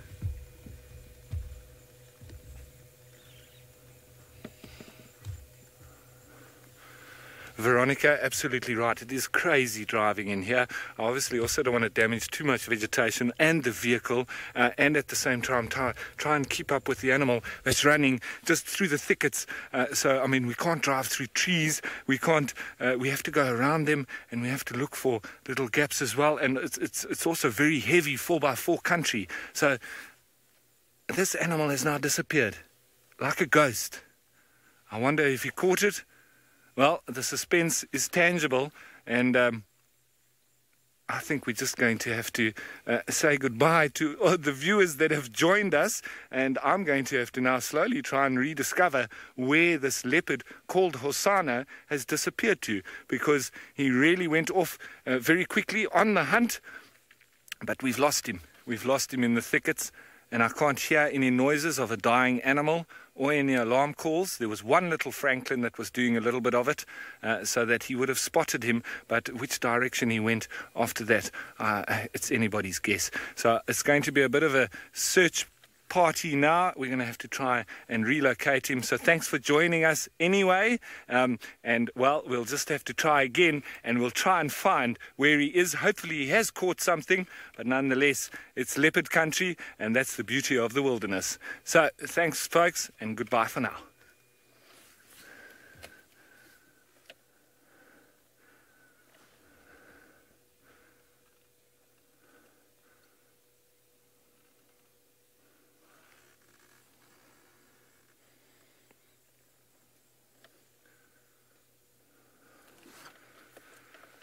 All right, everyone, thanks for that, and welcome back to all the regular viewers. It's going to be now trying to re-establish exactly where Hosana went. And while I'm doing that, let's head you back to Sydney.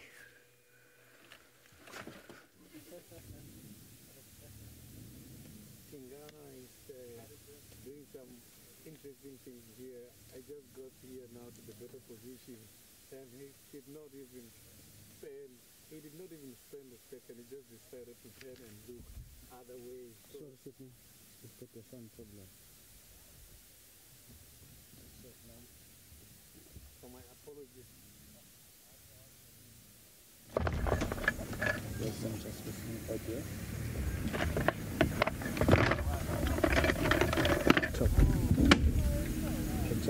My apologies for that. We've just lost the audio, but now I am back again. I was trying to say Tingana decided to look other side to avoid me now as I got to the better position.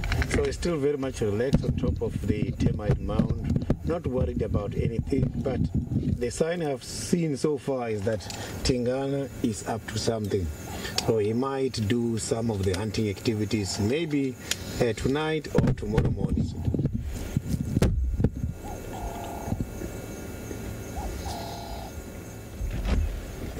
Maybe, yeah, it's okay now. So let's see what the bushwalk is doing on the other side. The bushwalk is observing the sun as it goes on its inexorable way down over the western horizon. That's probably the 846th time I've said that. But I do find it such a special time of the day. Now, most excitingly, of course, and I don't think it's a coincidence that it was slightly warmer this afternoon, that sun is moving slowly down towards the south. As many of you in the northern hemisphere head towards your sort of main summer month of August, that is the month, of course, where we have a lot of fires, but also the month that I love, one of the most, because it is a harbinger of spring to come. The winter loses its bite. Not that it has a big bite here, but it does lose its bite, and so that's what we're looking forward to soon. I'm afraid we've run out of light now for tracking Tundi, and so we're just going to walk gently on our way home and see what we can find as we go. We have probably about half an hour left of walkable light, so that's good. Here we have another interesting tree, which I have of course showed you before, but this is Acacia gerardii, or the red thorn. And as I was saying earlier about the combretum trees, I'm sure that they don't look forward to the winter time, because this is when the elephants tear them to pieces. But unlike Combretum apiculatum, you will always find life on an acacia tree for some reason. Not acacia, it's Fachilia now anyway. There are tropical tent-web spiders by, well, the dozen, I suppose. You can just see them lurking around here. Tiny little tropical tent-web spiders. I can see at least 6 or 7 of them here. There's probably a little community. There's some kind of other spider in here. Maybe another tropical tent-web spider. Perhaps they be the beginnings of a community community nest spider's web. And then you'll find ants. Here we go. If you come around here, Ferg, unless you've got some there. Got any there? No? Even in winter, you will find ants wandering up and down the stems, possibly looking for aphids that they can milk. There they go, busily about their business, and I'm sure as the light fades they'll go into the little nest that they've built somewhere in this tree. It's always something of a comforting thought, I feel, as a human being, to think of the ants going into their nest. There is their nest, actually. If you go down a bit, Ferg, over there, you can see a whole lot of them congregating towards a little area here. So they've obviously got their little nest there. And of course the purpose that they serve on this tree, we could possibly call it a mutualism, is that in return for the support that the tree gives them and the provision of a home, they will in theory bite and deter browsers. So let me pretend to be a browser around this leaf and see if I get bitten, shall I? They do look like little vicious little red ants. Oh, I'm eating the tree. Yum, yum, mmm. See, I'm eating the tree. Mmm. Nothing's biting me just yet. They are crawling on me, though. Perhaps it's... Oh, there's 2 of us, yes. Perhaps I'm just impervious to it. Or perhaps what they're doing is excreting a whole lot of formic acid, which will taste very nasty for something like a giraffe or a kudu. All right, I'm starting to speak quite quickly because Tingana is going north into Buffelshoek, which is a very, very interesting development.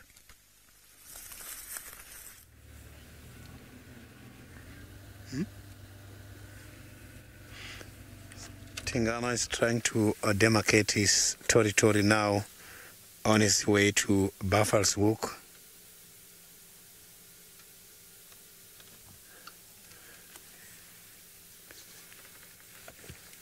So you can see he's now trying to cross to get to the other side. The other side of the road is Buffelshoek. So if he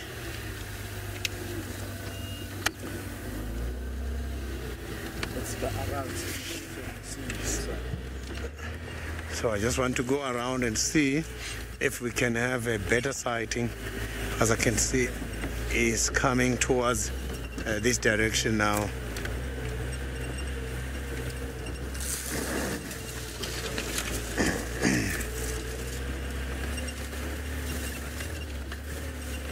It's going to be lovely here.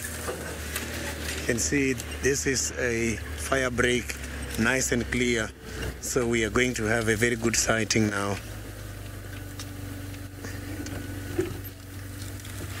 Just trying to demarcate again on that dead branch. This is quite a beautiful cat, isn't it?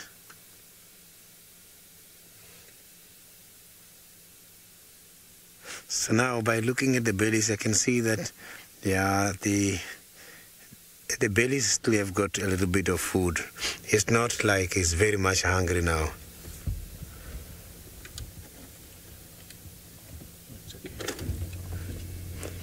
So I'm just gonna reposition myself and see.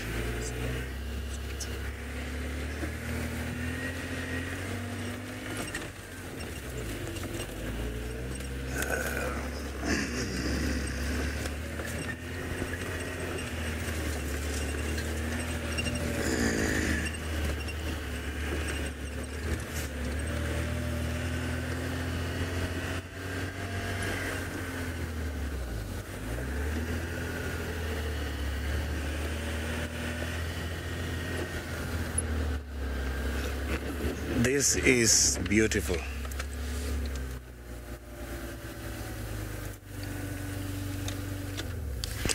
So you can see now he's coming. He's just about a few meters away from the border between us and Buffelshoek.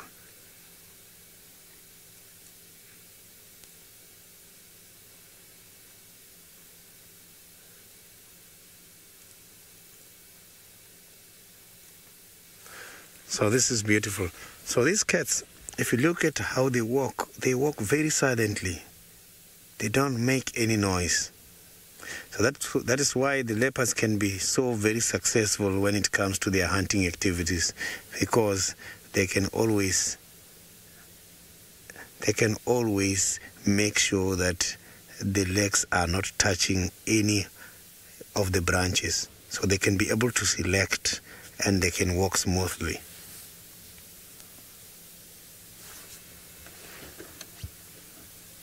So he has just now entered Buffelshoek.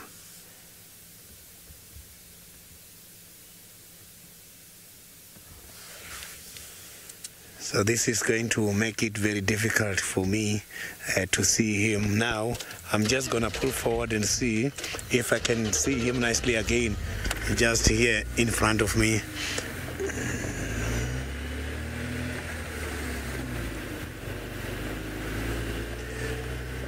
Lorena, yes, that is true. Tingana is looking very much tired now. Maybe it's because the temperatures is not that very yet nice and cold. It's still very warm at the moment. So these cats, they like it too much when the temperature is cool. See, he is going to be very active anytime soon. So it's just that now he is entering towards a prohibited area. It's unfortunately I cannot follow him anymore. but it has been a very great day with Tingana this afternoon. So let's get to my colleague Ralph. Ralph is busy following Hosanna.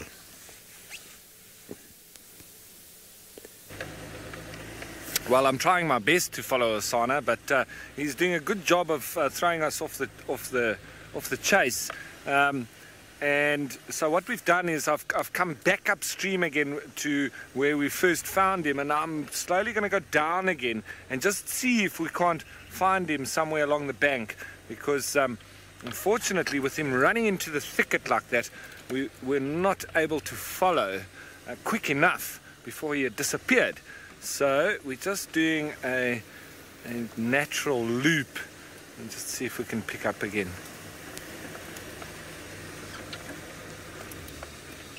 Now, Minamu, thanks for your question. Leopards do have a reputation for being secretive predators because they're ambush hunters by trade. So they've evolved that sort of way of hunting, much like for instance, a puff adder snake has versus a black mamba, for instance. So a black mamba snake will actively go and seek out its prey, much like a cheetah may do, and a puff adder will lie in wait for an animal to come towards it and strike when it's least expects it.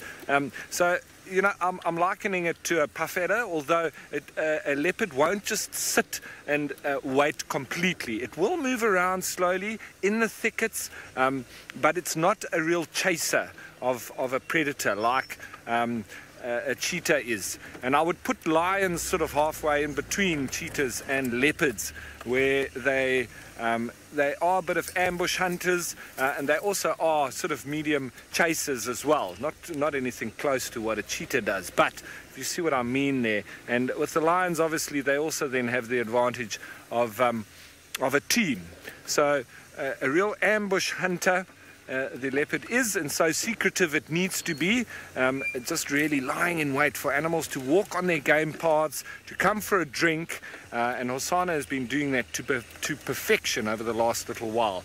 Now this is where he went up, so we're just going to loop back around again. If he's got this animal, it may quite well be right in the vicinity, and I'm going to just try and get a little bit closer there. While I'm doing that, back to James. It sounds like he's got something to show you. Yes, the impala we did have now had 4 birthdays. They've gone through 6 breeding cycles, and now they've run off into the bushes, unfortunately. Oh, well, they were the second heartbeat we found today, and third, in fact. We found some impala earlier, and we found a bird. And fourth, we had 2 birds, didn't we? Yes, 2 birds. And then the impala, which I'm afraid have disappeared. What a pity. Oh well. It's getting dark now, so we're going to make our way home. I'd be interested if Hosanna killed. Obviously I would. Of course, we have our TV show coming up very soon. Your Friday evening in the United States, Nat Geo Wild, 11 p.m. Eastern.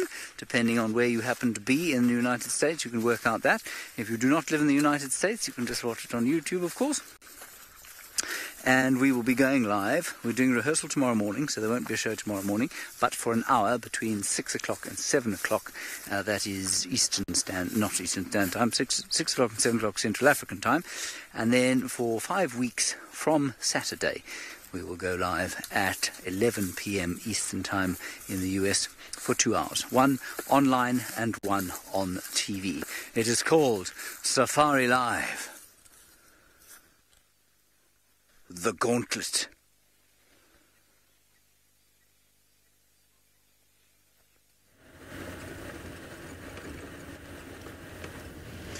I am now done with Tingana. I am heading towards the western side of the Juma Game Reserve and see if I can find the nocturnal life now. I am going to just look for everything in general, specifically bush babies and some of the owls. If I'm lucky with any other interesting cats, I will also show you those kind of interesting animals.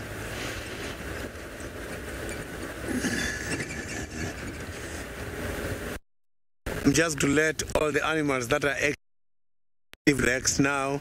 I won't worry about them too much unless it's a hunt where predators is concentrating, trying to get hold of somebody.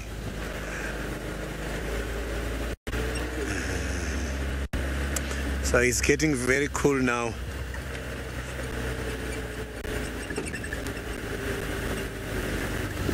So Angel, I didn't copy your question very well. If FC can repeat that question for me.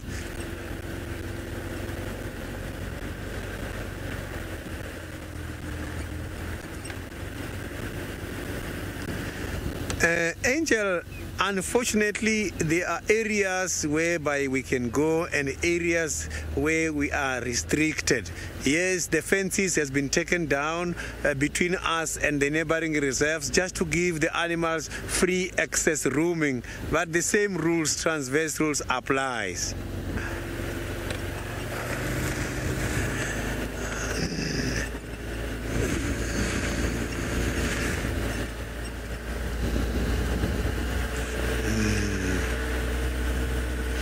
So, but animals, they are not very much difficult to find because the territories of these animals can be very much large. They can trespass to different areas. They're just coming and going, patrolling all these areas. When going to the other area, it doesn't mean they're going to spend all the time there. They will just go there for a while and come back, and it's normal. Even if it was just a one reserve without any other adjacent private properties, animals were still going to disappear sometimes because they've got to go deep in the thick bushes and renew their marking scent.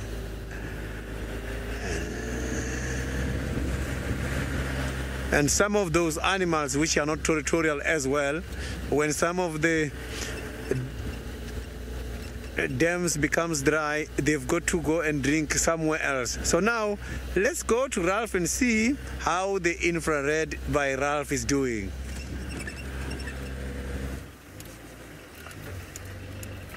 Well, the infrared is doing smashingly. We've got it on now, folks, so we've got the night vision. Maybe it will help us spot Mr. Hosana, but I think he's thrown us off his tail, and we went around along the road. We couldn't spot him, so I'm just now going to move upstream again in the Mlolwati and head up towards Vuyatela Dam. Maybe he'll make an appearance there again. Otherwise, the guys will maybe be able to have a look tonight with a thermal drone. Maybe they'll pick him up somewhere in here on a kill, who knows. But you know, there's a lot of thick brush here next to us, and unless I had to go and find comb in there, you know, it's almost impossible with a vehicle to be able to find him now. By foot, yes, we would have been able to take his track, trail him and find him, but with the vehicle now and with this darkness both ways, the vehicle can't do it, and on foot it's too dark to go in there, it's not safe. So oh well, that's the way the cookie crumbles. You win some, you lose some, but at least we were present when he headed off on his hunt, and it will be interesting to see if he did actually catch what he was after. We did drive past a Dacre when we went round, but that's not to say that he didn't get possibly the monogamous pair that one was with, because that one was standing around a little bit dazed. So either it was just staying still because it knew that there's a leopard around, or if its partner has now met an untimely death, or if Hosana missed altogether. That's all of those possibilities are there. So, well, we won't know until tomorrow maybe if we can find him again, or this evening on the thermal drone. At least the guys know where to look in this area, and I'm sure they'll comb it pretty nicely. And they're getting better and better with that drone, so I'm sure that they will be able to spot if Mr. Hosana is around. But we might get lucky and he's missed his target and he's on his way back towards Vuyatela Dam.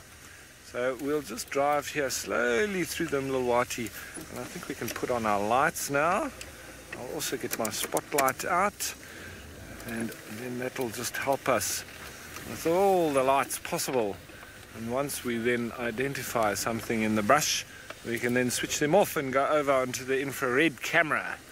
But it just helps me also with the lights, because I can't see what you can see on the infrared camera.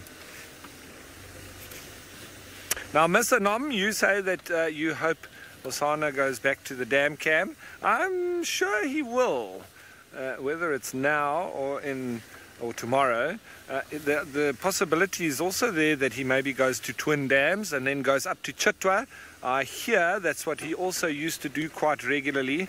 I'm not going to go through there because there's quite a low overhanging branch that we might get stuck on with our camera. So let me go up here rather, and we'll take the high road. The high road or the low road. All right, so let's continue on the search. Mr. Hosana, where are you? And I hear now I'm not the only one driving around in infrared.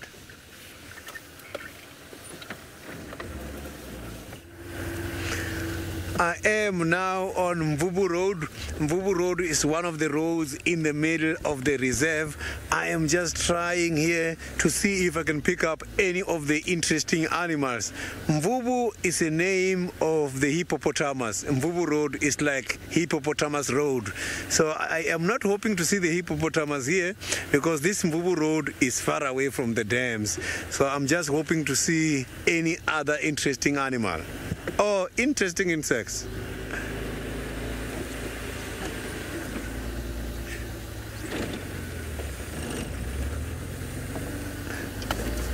Angela, I will try my best. I haven't picked up any sign yet for the elephants. I hear that you really want to see the elephant before the end of this game drive today. So I am going to try my best. Elephants, for me to find them is very much easy because I don't only rely on the eyesight. Elephants are part of those animals where you can pick them up from the sense of smell from a very long distance. We can pick up fresh broken branches, and we can also pick up scent of their droppings and their body scents. So the elephant's body scent, it smells like khaki boss. Khaki boss is one of the very small plants.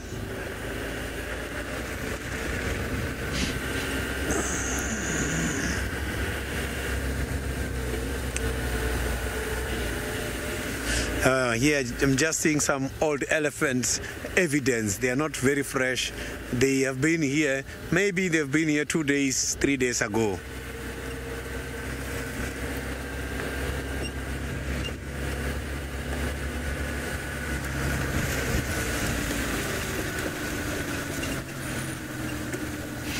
There's just been quite a lot of impalas and some kudu tracks here. So now I am going to have my spotlight out in order to pick up some eyes shining, as these animals, which are active much more at night, you can easily detect them from the reflection of the eyes.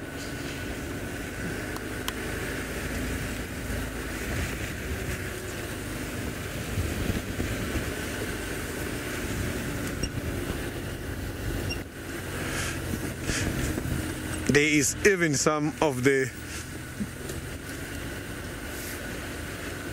Rosinda. If I find a genet tonight, it is going to be my first genet here in Juma. I have just seen quite a lot of genet tracks, but not the actual animal.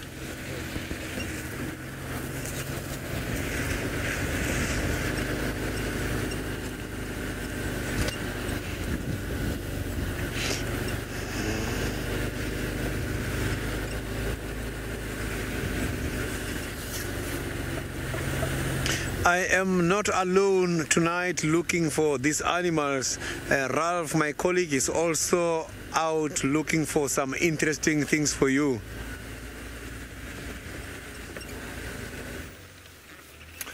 That we are, Sydney.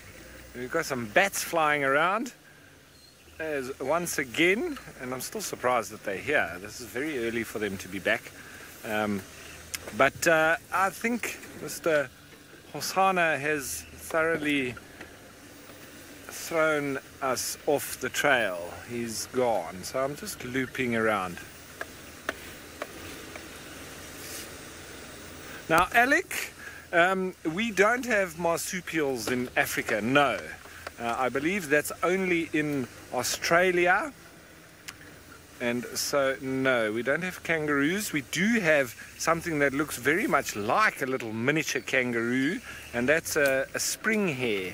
Now, let's just watch these impala a little bit, because they can often indicate to us where or if there are predators around.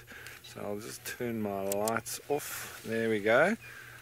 And they do seem a little bit skittish, and they're all sort of bundling in a, together.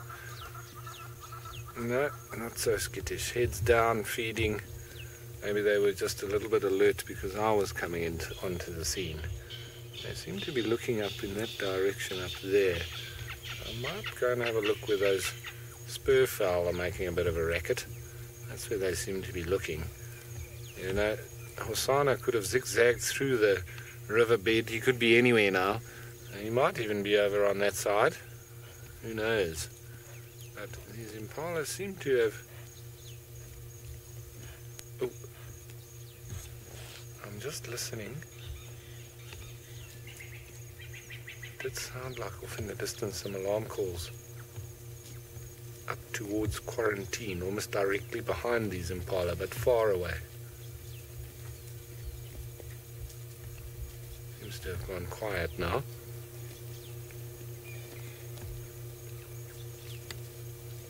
Right, okay. And they've all put their heads back down now. I was getting excited that they may have spotted a predator nearby, and it could have been Hosana once again. But, well, that's also why I always say that we need to enjoy the time that we have with them, with the predators, and especially if we're sitting when they're nice and relaxed, because when they do go sort of off on a hunt like that, or they decide to move out of the area completely, well, then you don't get to see them anymore. So it's always a good idea when we do have the opportunity just to hang with them. If you were wondering why I was spending most of my afternoon with a flat cat, well, look what it resulted in. It nearly resulted in us witnessing a hunt. Well, we did see the starts of one. Whether or not he actually got it is another question, as we lost him through the thickets, but it was definitely worth the wait. It's almost like when you go fishing and you put out a nice big bait and you sit there for the good part of an entire day, and you just get that one big run that you wait for and comes along eventually, and you get to pull out a big fish. And I'm a very big punter of catch and release of natural existing fish species. In South Africa we do have lots of bass and trout that I am not a fan of catch and release with those, because they're exotic and they do destroy our natural fish stocks, including the large and smallmouth yellowfish. So I say with those ones, eat all of them, every single one. Bass and trout, rainbow trout, brown trout, largemouth bass, smallmouth bass, they're all exotic and they destroy our natural waters. It's not the fish's fault, I know, but there's a lot of punters of these kinds of fish, and they shouldn't be here. They should be in America and in Europe and in Asia, the trout I'm talking about. But anyway, that was slightly off topic. We went from leopards to bass and trout. How's that?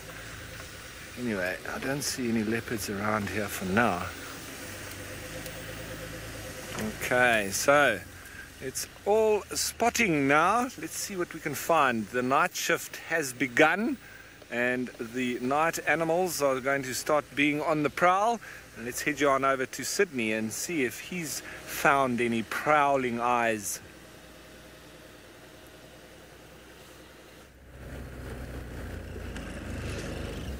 Where I am now it is very much quiet at the moment.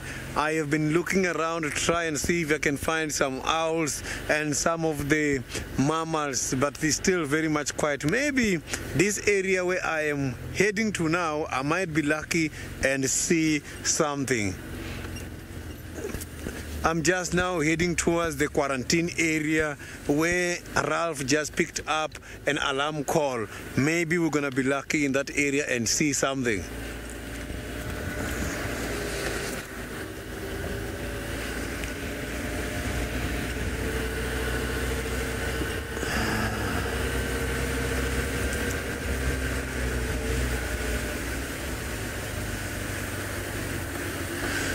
Alec, the biggest insect I have seen is the giant cricket. The giant crickets are even occurring where I come from. Those crickets are very much big. That is the biggest insect I have seen. Although the giant cricket, in terms of the size, is more or less the same as the queen for the termites. The queen and the king for the termites are also very big insects.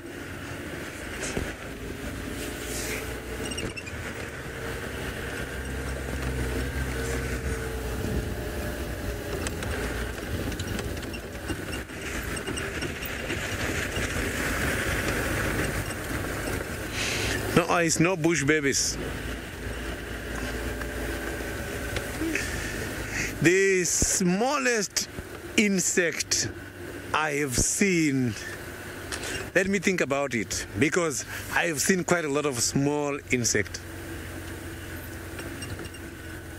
The smallest insect I've seen it's a very small parasite, and this parasite mostly affects chickens and birds. Those ones are the smallest insects I have seen.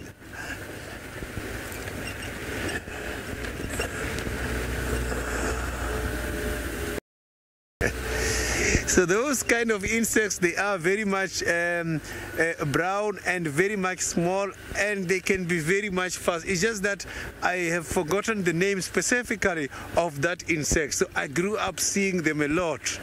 They are just more or less the same as those ones that also are found on dogs. So they jump very quickly and very much fast.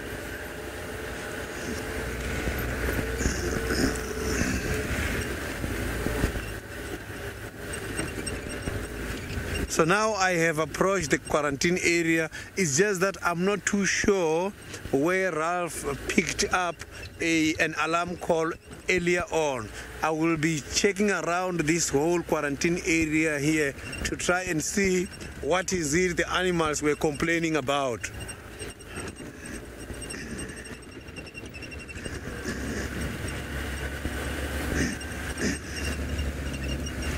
It's getting very cold at the moment.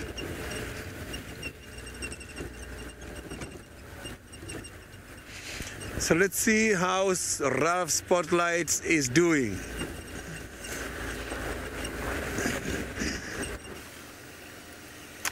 My spotlight is working very well. I just wish that it would find some more animals. Now I hear that Sydney has seen a very big cricket. Well, in Namibia, oh, there's a little scrub here. In Namibia, we used to get these, I wouldn't say swarms because they don't have wings, but there used to be a lot of armored ground crickets. And if you've ever seen one of these things, they are vile creatures, but fascinating at the same time. They don't have wings, and they walk around, and they also sit on the bushes and make a very high-pitched whistle, just like that, but quite short as well.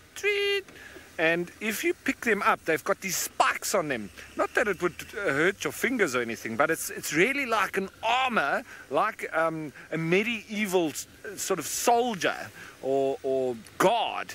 They look incredible, and they're not scared. They just walk around slowly. It seems like nothing eats them.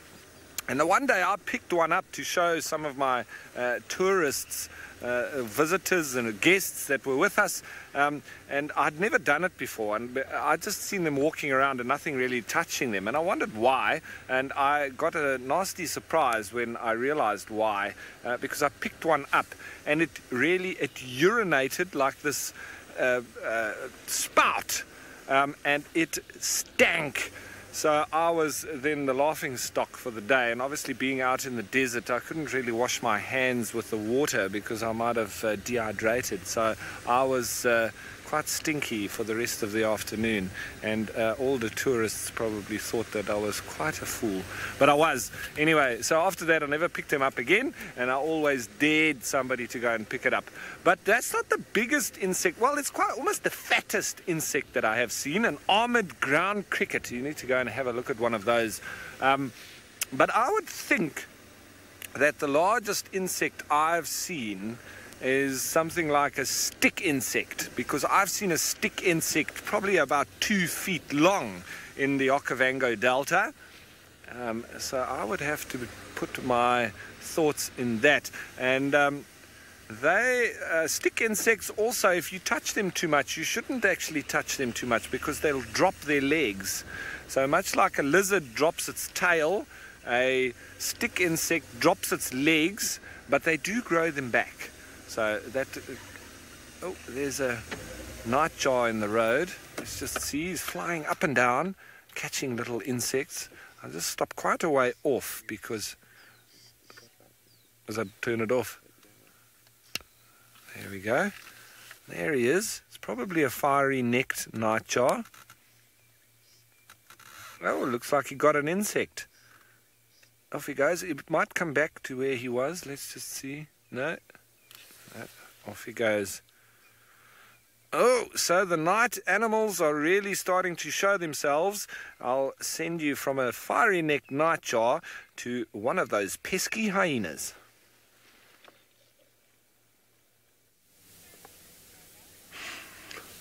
I managed to get hold of what was the animals complaining about earlier when Ralph picked up an alarm call. It was the spotted hyena. You can see he's trying to pick up something from the air. These animals are so very much well equipped. They can smell a couple of distances. But this hyena is limping a little bit.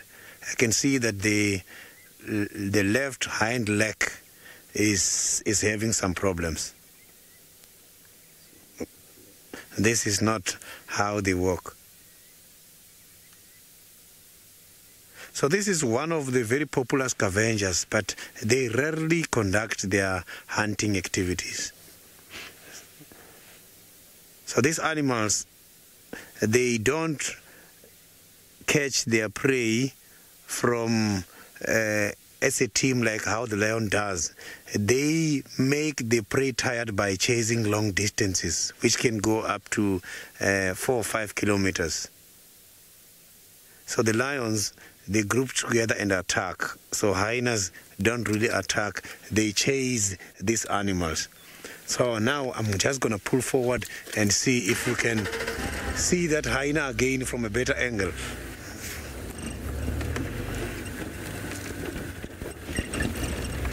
So I'm keep following.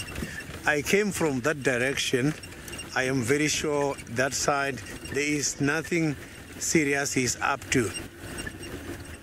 So let's see our first bird of tonight.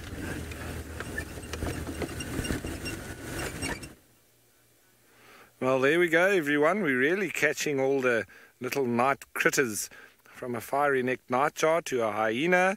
And now we have a little barred owlet who is just facing away from us, but you can see those lovely bars on the back, and that's the way to identify it as opposed to the pearl-spotted owlet, which doesn't have those bars on its back. It's got white little dots. Oh, and did he turn his head towards us there?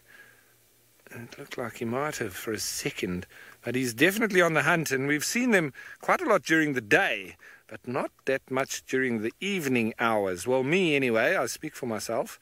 He's turning his head to the side. He's on the hunt, much like Hosanna, and off he goes. There he is. There he is. He's in the tree just a bit further forward there. I don't know if you can see him. He'll just be behind that big branch. I don't know if you will. Maybe if I pull forward completely, I think we might get a front view of him. Let's see. There he is. There he is. Ah, that's it. Looking towards us now. Well, sort of. Alright everyone, so we're starting to head towards the end of the show. It's been another magical day, as always in the African wilderness. The animals have played along, and thanks to all of you, the viewers, and a special thanks to all the animals once again, and the team. Of course, without all of you it wouldn't be possible. Now please join us again tomorrow for another African adventure. Bye for now.